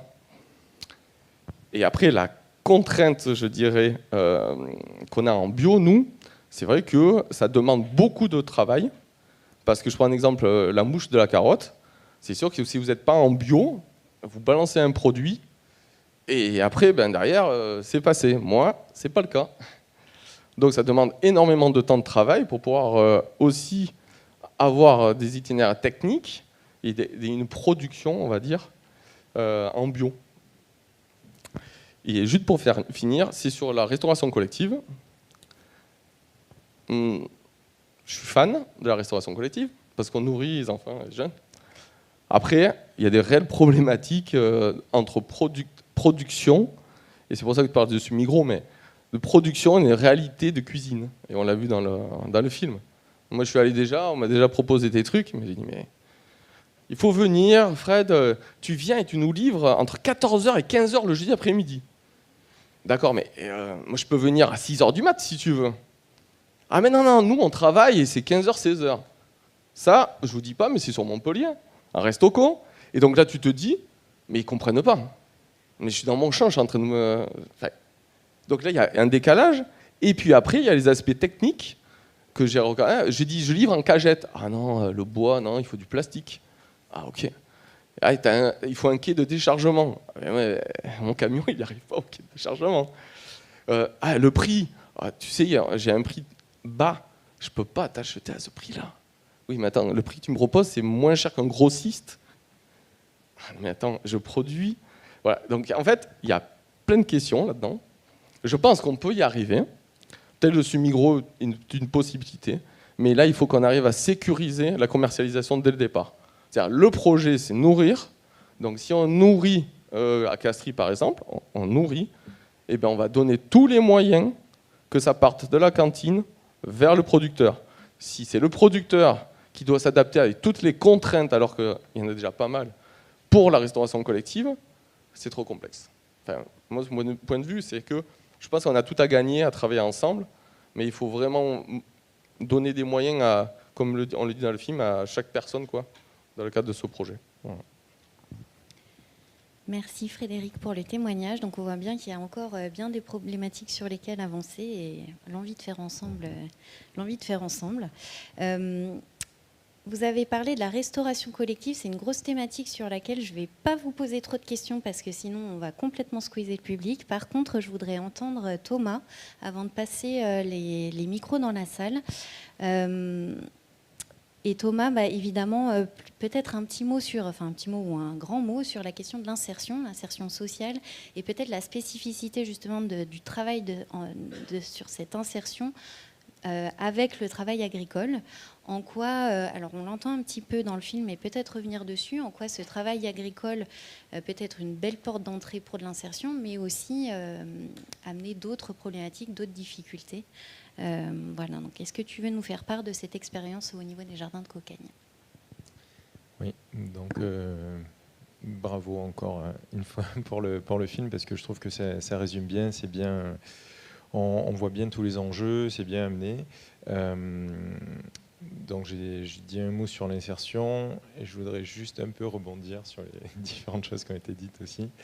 Donc oui, là, au départ, on a commencé en 2020 avec 12 salariés en insertion, puis 2021, on est passé à 18 salariés en insertion, dont Thomas qui est dans la salle.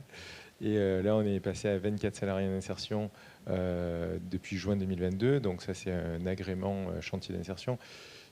Le but d'un chantier d'insertion, c'est que les personnes reprennent confiance en elles, construisent un projet pro et sortent vers un emploi stable. Le support d'insertion, l'État, la dette donc, qui nous agrée, qui nous conventionne pour ça, peu importe, il y a différents types de supports d'insertion. Et là, le support qui est le maraîchage bio, je pense que c'est revalorisant aussi parce que on fait une production de qualité et donc vendre des paniers de belle qualité dont les salariés d'insertion se nourrissent aussi, c'est plutôt valorisant. Mais c'est aussi travailler en extérieur, ça fait du bien au niveau psychique. Voilà. C'est voir aussi la saison et donc travailler au rythme des saisons, etc.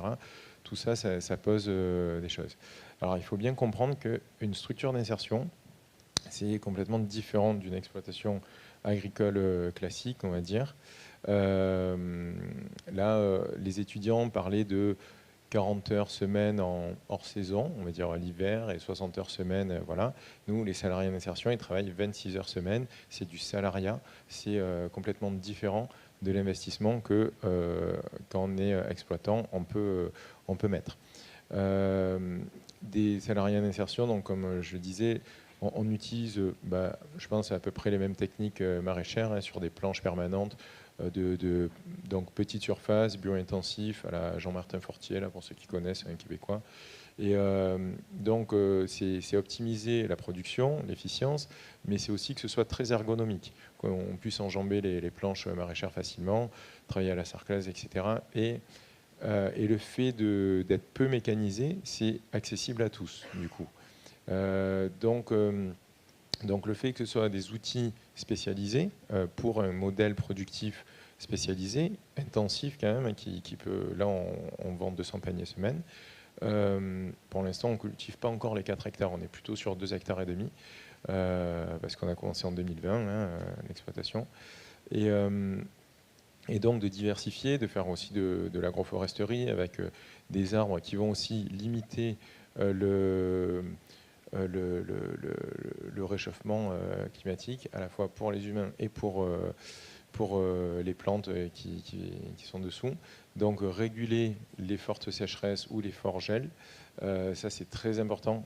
L'arbo, vraiment, et tout ce qui est au niveau vie du sol, on a Supagro ici, donc les mycorhizes, etc. Bon, je ne vais pas tout développer là-dessus.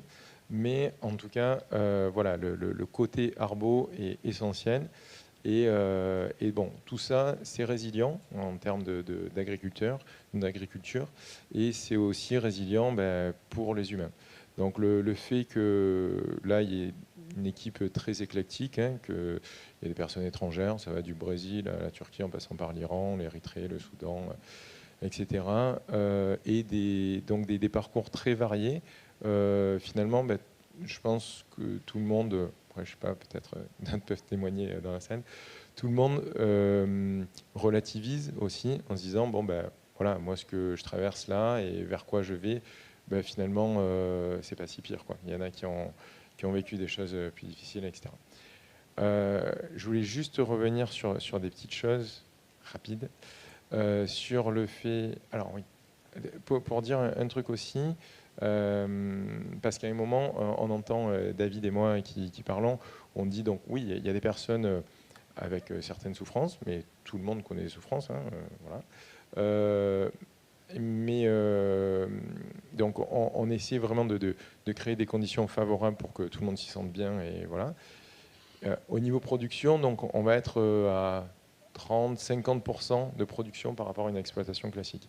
Mais par contre, au niveau, vu qu'il y a des subventions publiques, on ne peut pas couvrir toutes nos charges de fonctionnement, sachant que dans les charges de fonctionnement, il y a les postes, la masse salariale, c'est le poste le plus important, par le chiffre d'affaires. On est limité à 30%. Notre chiffre d'affaires doit représenter 30% de nos charges de fonctionnement. Mais c'est parce qu'il y a des subventions publiques à côté, et c'est pour ne pas être concurrentiel au secteur lambda. Je ne sais pas si j'étais clair, j'espère. Donc, disons que, ceci dit, là, on vise un chiffre d'affaires de 200 000 € sur 2023. Okay, donc, c'est quand même conséquent. Et il faut produire. Et en plus, c'est valorisant. Juste, je reviens sur le BRL. Isabelle parlait des bornes BRL, le Baronne. Là, c'est du foncier au domaine des Mirabeau, donc 220 hectares, qui ont été captés par la mairie pour faire une ferme en polyculture élevage. Et la ressource en eau, pour l'instant, on est sur le forage.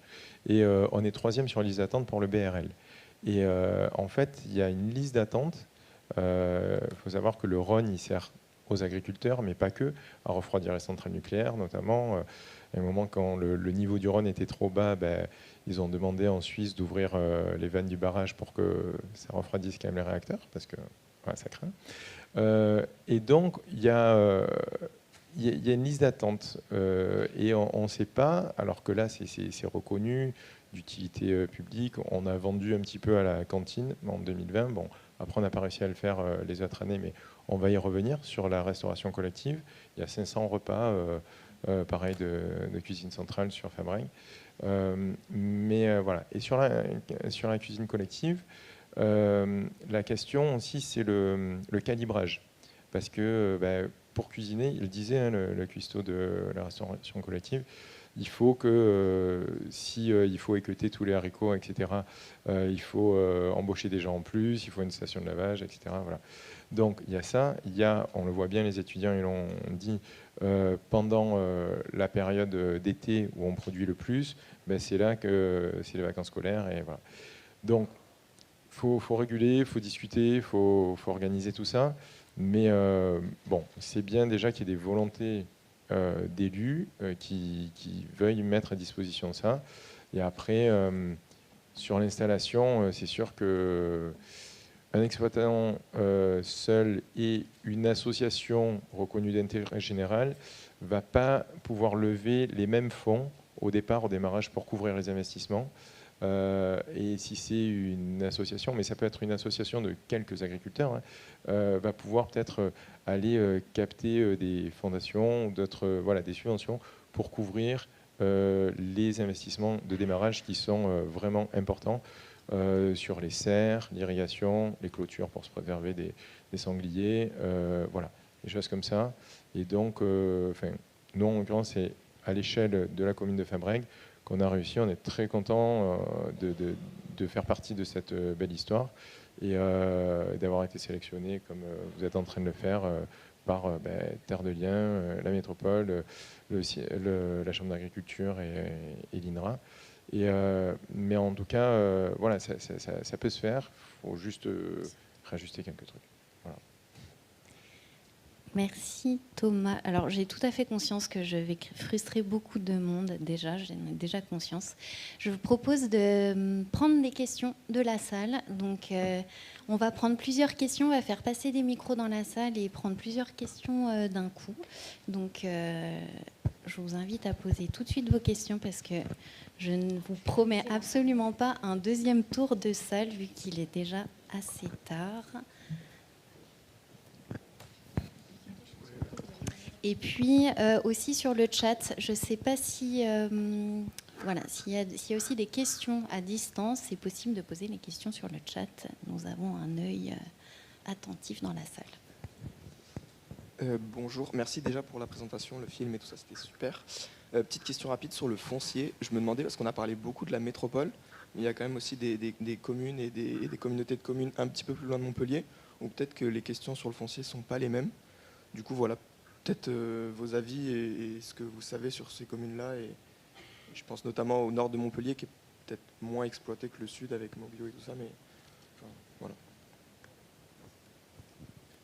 Alors, n'hésitez pas aussi à vous présenter très brièvement avant de poser votre question. Je m'appelle Sango Mouzas, du coup, et je suis en 2e année de cursus ingénieur ici en SADS. Oui, sur l'agriculture des pays du Sud plutôt.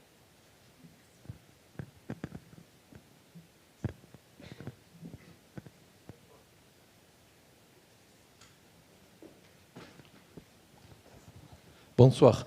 Moi, je suis Vincent Nourigat, donc je suis un des coprésidents du réseau Impact Occitanie notamment. Moi, la question que je voulais poser, c'était peut-être plus particulièrement à Rémi, c'est que quand on avait travaillé sur le PLUI, je sais que sur la zone de Castries, il y avait il y avait pas mal d'interrogations de la mairie sur la cabanisation et des conflits sur les usages des terrains agricoles, le conflit entre terrains de loisirs et terrains agricoles.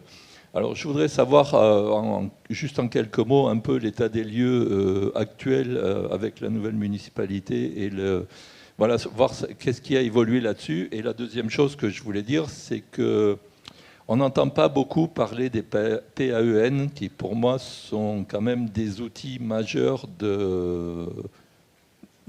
justement de reconquête agricole. Est-ce que Vincent, tu peux développer PAEN, juste l'acronyme ? Non. Alors, chaque fois j'ai du mal. C'est périmètre agricole et espace naturel sauvegardé, je crois. Ou... Voilà. Merci. Périmètre de protection. Voilà, périmètre de protection. Mise en valeur, terres agricoles, naturelles, périurbaines. Voilà. Il m'en manque un. Donc j'ai une question, moi. Donc, je suis Patrick Bourgeois, je travaille avec l'équipe développement professionnel de l'Institut Agro et j'accompagne les étudiants dans leur mise en place d'un projet professionnel. Et là, j'ai une question. En fait, est-ce que c'est pas un peu ambitieux de vouloir mélanger, de vouloir en même temps installer un agriculteur, c'est déjà un sacré boulot, de vouloir faire de l'accompagnement à l'insertion de gens qui ont des trajectoires très diversifiées et parfois difficiles, c'est déjà un sacré boulot, et de vouloir nourrir en même temps des enfants avec des produits bio et locaux, ce qui est aussi un sacré boulot. Donc est-ce que de vouloir mettre ces trois projets-là ensemble, c'est pas un petit peu ambitieux? Est-ce que simplement en prenant, par exemple, juste le projet d'installer un agriculteur maraîcher déjà, rien que ça, ce serait super d'y arriver et de lui trouver des marchés qui seront les marchés qu'il pourra trouver autour. Voilà. On va prendre peut-être encore 2 questions. Oui. Alors moi, j'ai 2 questions. Je m'appelle Cécile Négrier, je suis conseillère municipale à Castelnau-le-Lez. Ma première question concerne les animations foncières dont parlait Isabelle Touzard. Je souhaiterais savoir en fait si la métropole envisage ces animations, ces propositions d'animation de gré à gré, ou s'il y a un vrai projet à l'échelle de la métropole pour que chaque commune finalement s'inscrive dans ce projet d'animation. Donc ça, c'était ma première question. La deuxième concerne la Chambre d'agriculture et vos liens, chacun d'entre vous, avec la Chambre d'agriculture. Est-ce qu'elle participe à ce travail d'animation, justement? D'une façon générale, est-ce qu'elle est un véritable soutien dans la démarche de travail des agriculteurs et de lien avec les différentes communes ou pas? Voilà. Une dernière question, et encore, je suis très Bonsoir, moi je suis Pascal Moiti-Maïsi, je suis enseignante-chercheur ici, notamment dans la promo Resad, et je m'adresse à vous le réalisateur, mais aussi à vous les membres de la table ronde. Je me demandais si, justement, autour de cette question du blocage du foncier, de cette plaine où il y a une diversité de propriétaires, dont Isabelle disait pour d'autres endroits qu'il y avait une réelle difficulté à les convaincre, à les rallier.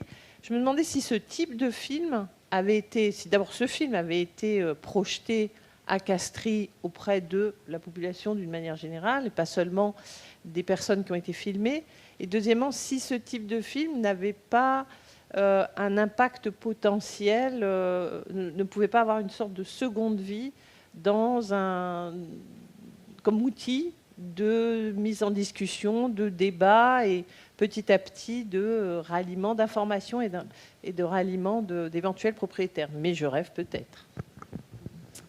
Alors, merci beaucoup de la question. Vous me devancez dans les questions que je voulais poser à Jérémy, mais voilà, ça fait du bien d'avoir des alliés. Non, je pense que ce film, effectivement, mérite d'être vu en dehors de cette salle. Donc, Jérémy, on discutera après de ce qu'on peut faire ensemble.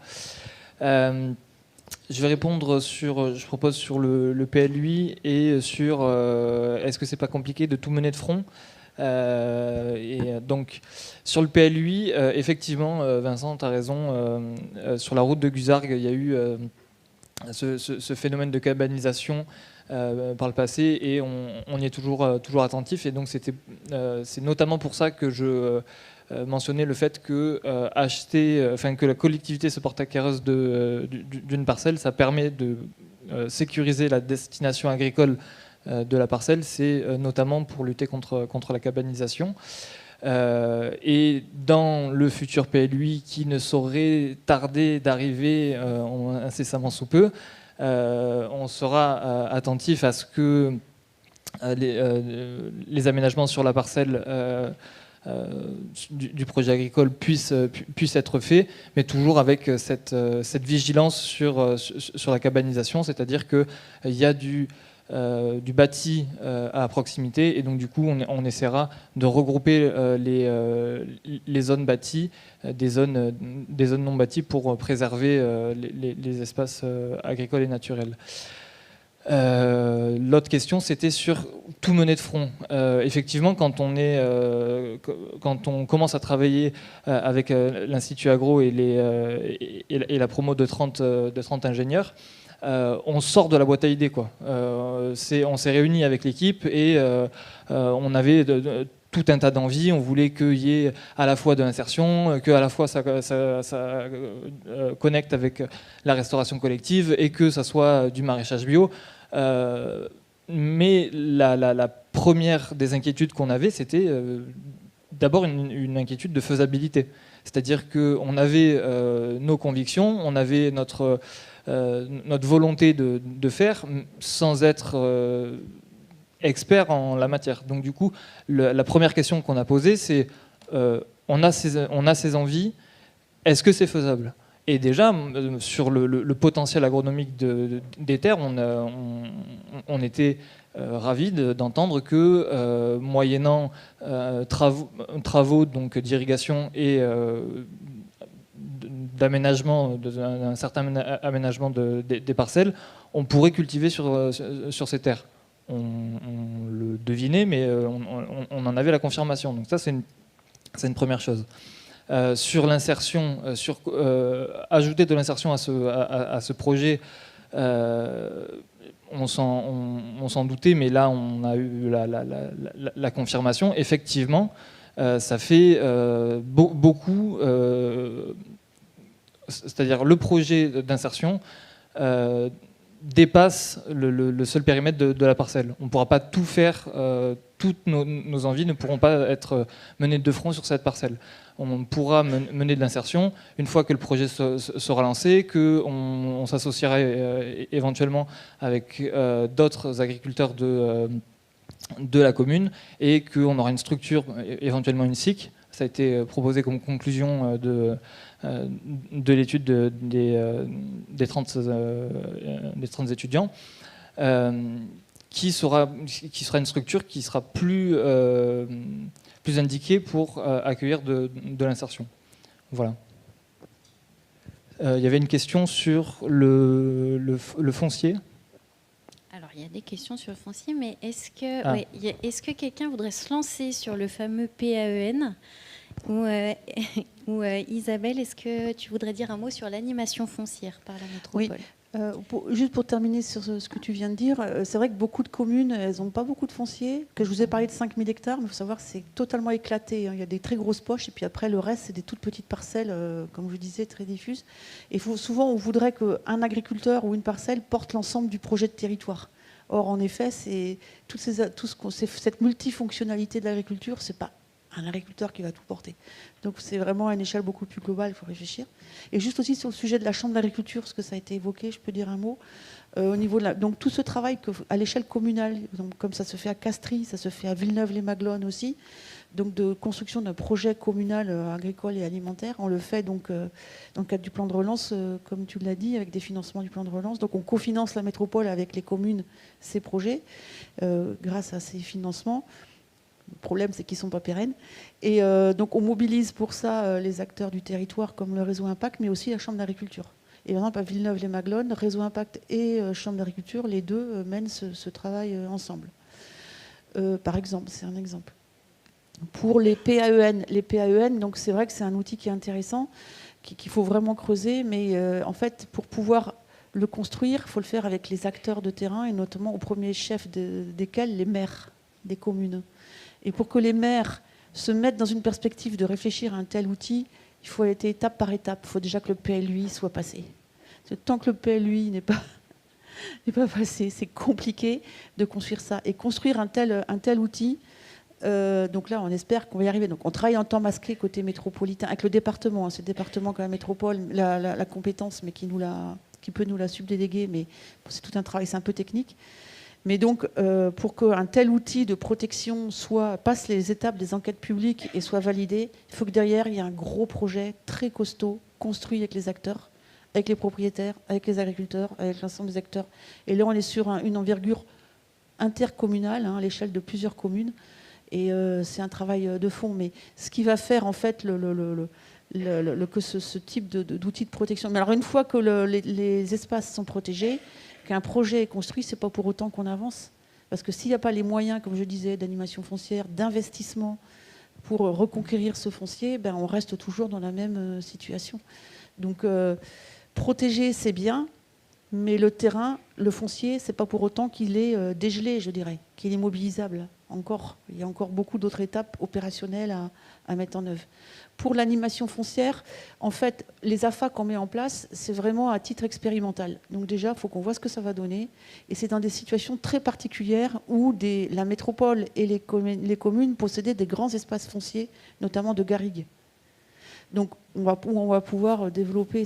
L'enjeu, c'est de voir comment on peut recoller les morceaux, si vous voulez, pour installer des éleveurs, par exemple.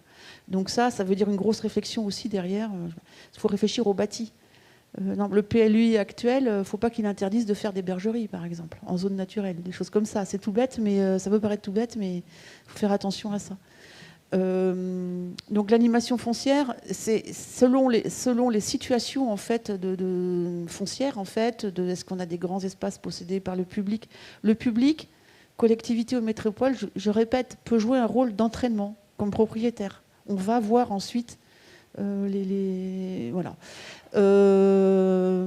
Pour répondre très rapidement, parce que c'est le temps qui est pressé, sur la valeur du foncier, je ne sais pas si quelqu'un d'autre veut répondre, peut-être Terre de Liens, ailleurs dans les intercos, mais la seule chose que je peux dire, c'est que j'étais hier en réunion avec le maire de Freysse-sur-Agou, ou des maires qui sont dans les Hauts-Cantons, et qui nous disent que c'est une catastrophe, parce que même s'ils sont en montagne, mais ils ont des problématiques qui sont presque les mêmes qu'en périurbain.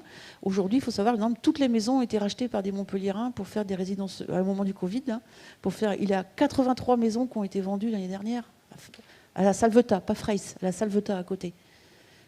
Donc tout le bâti est parti par des Montpelliérains ou des habitants des villes qui au moment du Covid, se sont réfugiés un peu dans les zones rurales éloignées. Et aujourd'hui, si on veut s'installer, ça va à nouveau être la galère pour trouver des bâtiments, pour trouver voilà. Et on a à côté de ça des éleveurs on parle souvent des problèmes de transmission et de beaucoup d'éleveurs qui arrivent près de la retraite. Le problème est encore plus grave que pour les viticulteurs et pas de repreneurs derrière. Donc la situation. Alors le prix du foncier, je ne saurais pas vous dire. Peut-être que je ne sais pas si j'ai répondu. Je ne sais pas si c'était précisément le prix ou plutôt la problématique foncière en général. Mais en tout cas, oui. Toujours la même citation du maire de Freysse-sur-Agout qui parlait un peu d'une inversion sur la question de l'urbanisation. Parce que dans la métropole, on voit, comme Fred le soulignait, que les terres agricoles se font ronger par artificialisation. À l'inverse, peut-être dans des collectivités qui sont très éloignées, où justement il y a des Montpelliérains qui viennent et qui cherchent quelque chose d'attractif, il faut quelque part construire, quoi. Je ne dis pas que je prends ce parti-là, mais c'est un enjeu, quoi. C'est comment... voilà, vous avez compris. Et après, je sais pas, je crois qu'il y a des gens de collectivités concernés dans la salle, peut-être qu'ils ont envie de témoigner, mais... on travaille avec le Pays Cœur d'Hérault, le PNR au Languedoc et le pays au Languedoc et Vignoble. En fait, c'est des énormes surfaces. Et les animateurs sur le foncier, ils travaillent sur des surfaces énormes. Et du coup, comment gérer ça ? On parle d'installer un agriculteur, ou une entreprise d'insertion agricole à Castries. Quand on a 77 communes au Pays Cœur d'Hérault, c'est important ces choses-là, mais du coup, ça veut dire qu'il faut changer de dimension de raisonnement pour gérer ce foncier-là, quoi. Voilà, donc ça, c'est peut-être un gros enjeu. Et pour être plus précis sur le lien avec la Chambre d'agriculture, du coup, à Villeneuve-les-Maglones, on a fait un diagnostic foncier, donc terre de liens, alimentaire, le CIVAM Bio, et puis agricole, la Chambre d'agriculture. Voilà. Du coup, ça fait quelque chose de complémentaire et on a un diagnostic général du début à la fin. Voilà, est-ce que j'ai oublié quelque chose ? L'idée de... je crois que c'était une question de l'élu de Castelnau-le-Lez. L'idée de partager la méthodologie. En fait, ce travail qui se fait à Villeneuve-les-Maglones et à Castries, c'est un peu des expérimentations à l'échelle de la métropole, et après il y a une idée de raisonner pour faire une espèce de méthodologie. Donc ça, c'est pas encore clair la forme que ça prendra. En tout cas, il y a cette idée-là qui est lancée. Voilà. Ouais, je crois que j'ai à peu près fait le tour. Merci. Thomas ou Frédéric, je ne sais pas si vous voulez dire un mot sur la question du ambitieux, trop ambitieux. Je ne sais pas si ça vous inspire ou pas trop, ou si vous voulez nous dire un petit mot de la fin. Est-ce qu'on aurait des questions sur le chat ? Absolument. Oui, bonsoir, Laura Tardivel, ancienne étudiante de Montpellier Supagro. Je transmets une question qu'on essaie de poser sur le chat. Donc c'est une ancienne étudiante qui était présente dans le film, qui demande ce qu'il en est aujourd'hui du projet Castries. Est-ce qu'il y a eu un agriculteur d'installer ? Quel est le projet en lien ? Bon, Là, il y avait eu la réponse, je crois, au démarrage. Oui, ça a déjà un petit peu dit. Il faudra voir la vidéo du Culture Science quand elle sera en ligne. Et j'en ai une autre, sinon Allez, Est-ce une que c'est très dernière, difficile et après je vais donner la parole à Jérémy. Donc là, c'est une question qui est posée à la mairie de Castries, donc à Rémy. Y a-t-il, en fait, avez-vous pensé à la mise en place d'une zone agricole protégée, ZAP, afin de faire face à l'étalement urbain dont fait face Castries ? Voilà, ça peut être plus général que Castries et s'adresser aussi à Isabelle. Un petit mot, Rémy, si ça vous inspire. C'est des discussions qui sont en cours dans la construction du PLUI sur ces discussions de zonage. Donc, c'est pas la même chose. Alors, je manque de technicité sur le sujet. La question est très pointue et donc je vais laisser la parole à ma voisine qui sera... Non, parce que quand on dit ZAP, il y a deux définitions. Il y a ZAP aux zones, je vais très vite, zones agricoles dans lesquelles, vous savez, dans le cadre d'un PLU, une zone agricole peut être constructible pour les agriculteurs ou même non constructible, y compris pour les agriculteurs. Il y a certaines communes, de nombreuses communes sur la métropole, qui ont rendu inconstructibles, même pour les agriculteurs, les zones agricoles. Ce qui rend compliqué l'installation agricole. Même des serres, des serres tunnels qu'on ne peut même pas installer. Donc dans le PLUI, qui est en cours de finalisation, on espère bientôt, l'idée c'est de distinguer des zones agricoles constructibles pour les agriculteurs ou les éleveurs et d'autres qui ne sont strictement inconstructibles pour des raisons paysagères, par exemple, mais de quand même amener des communes qui aujourd'hui refusaient toute construction parce que peur de la cabanisation, ça veut dire aider aussi les maires à instruire les dossiers et faire le distinguo entre des projets agricoles professionnels et tout, et parfois, malheureusement, on a tous connu comme maire des déviances, quoi. Donc c'est pas évident, c'est pas évident. En zone périurbaine, vraiment, la pression est tellement forte que c'est pas évident. Et à côté de ça, il y a les zones agricoles protégées, qui là sont des outils un peu moins puissants que les PAEN, mais aussi des outils un peu du même type, qui permettent de protéger plus durablement, avec une force réglementaire un peu plus forte que ce qu'on peut avoir au PLU des zones agricoles. Mais je ne rentre pas dans le détail. Mais ça, pareil, il faut que le PLU soit déjà un petit peu stabilisé avec les maires et les métropoles pour passer à ça. Merci beaucoup. J'avais prévenu, c'est extrêmement court, j'en ai tout à fait conscience. Je voudrais quand même donner la parole au réalisateur, à Jérémy Couédon, pour terminer cette soirée. Donc Jérémy, si tu veux bien prendre un micro pour nous dire le petit mot de la fin. Si les micros fonctionnent, tout à fait.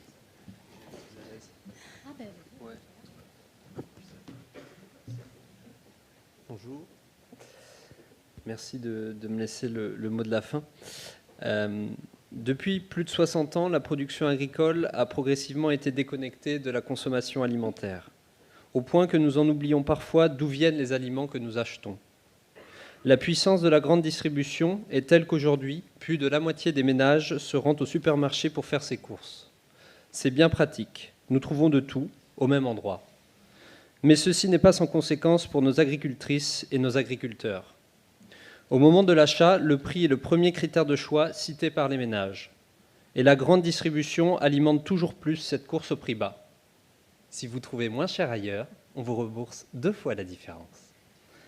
Pendant ce temps-là, l'agriculture peine. Elle peine économiquement, car on lui demande d'être toujours plus compétitive et de produire avec les coûts les plus bas qui soient. Elle peine socialement, car on la juge, on la critique et on ne la reconnaît pas à sa juste valeur. Et pour finir, elle peine humainement, car beaucoup de paysannes et de paysans souffrent de cet état de fait. Mais n'oublions pas que l'agriculture reste belle et passionnante. Elle est encore riche de diversité, de sens. Pour certaines paysannes et paysans, leur métier reste rentable économiquement et socialement valorisé. Mais cet équilibre reste fragile et il convient de chérir l'agriculture au sens large, de la préserver, tant qu'il en est encore temps. Alors recréer du lien entre agriculture et consommateurs devient urgent. Cela devient politique, indispensable. Manger ne doit plus être un acte banal et sans importance, car manger nous permet de rester en vie. Manger doit nous permettre de prendre conscience de l'importance de l'agriculture et par conséquent de l'importance de celles et ceux qui la font vivre. Il faut offrir l'opportunité à notre société de se réapproprier les questions d'alimentation et donc de production agricole, à condition de le vouloir politiquement et socialement. L'exemple de la municipalité de Castries, à travers son acquisition de foncier agricole, montre que les choses ont déjà commencé à bouger. Mais au-delà des élus, c'est également aux citoyennes et aux citoyens de participer activement au questionnement de notre modèle agricole et alimentaire. Le chemin sera long, mais les premières pierres sont déjà posées. Merci.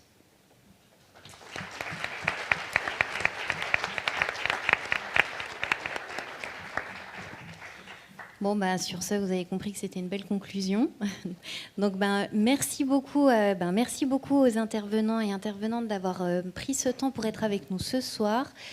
Je vous invite à regarder le rapport, si je ne me trompe pas, le rapport issu donc, du travail qui a été fait par les étudiants RESAD et qui a été présenté dans le film de ce soir. Vous pouvez le retrouver sur le site de l'Institut Agro Montpellier, sur la page de la formation RESAD, si c'est juste. C'est juste, voilà. Donc, allez regarder un petit peu plus loin. Merci aux intervenants, je l'ai dit, mais je le redis. Merci à vous d'avoir passé cette soirée avec nous. Je sais que c'était court, peut-être vous pouvez un petit peu encore discuter avec les intervenants, là. Et puis, petit instant pub, si vous voulez un peu tirer le fil du travail. Là, on a un petit peu parlé du travail agricole dans les systèmes agricoles et alimentaires. Sachez que vendredi, il y a une super journée sur la question du travail dans les systèmes agricoles et alimentaires qui est évidemment organisée par la chaire UNESCO Alimentation du Monde. Donc voilà, je vous invite à participer ce vendredi. C'est ici dans le même endroit. Et je vous dis merci à la régie aussi et je vous souhaite une bonne soirée. À très bientôt.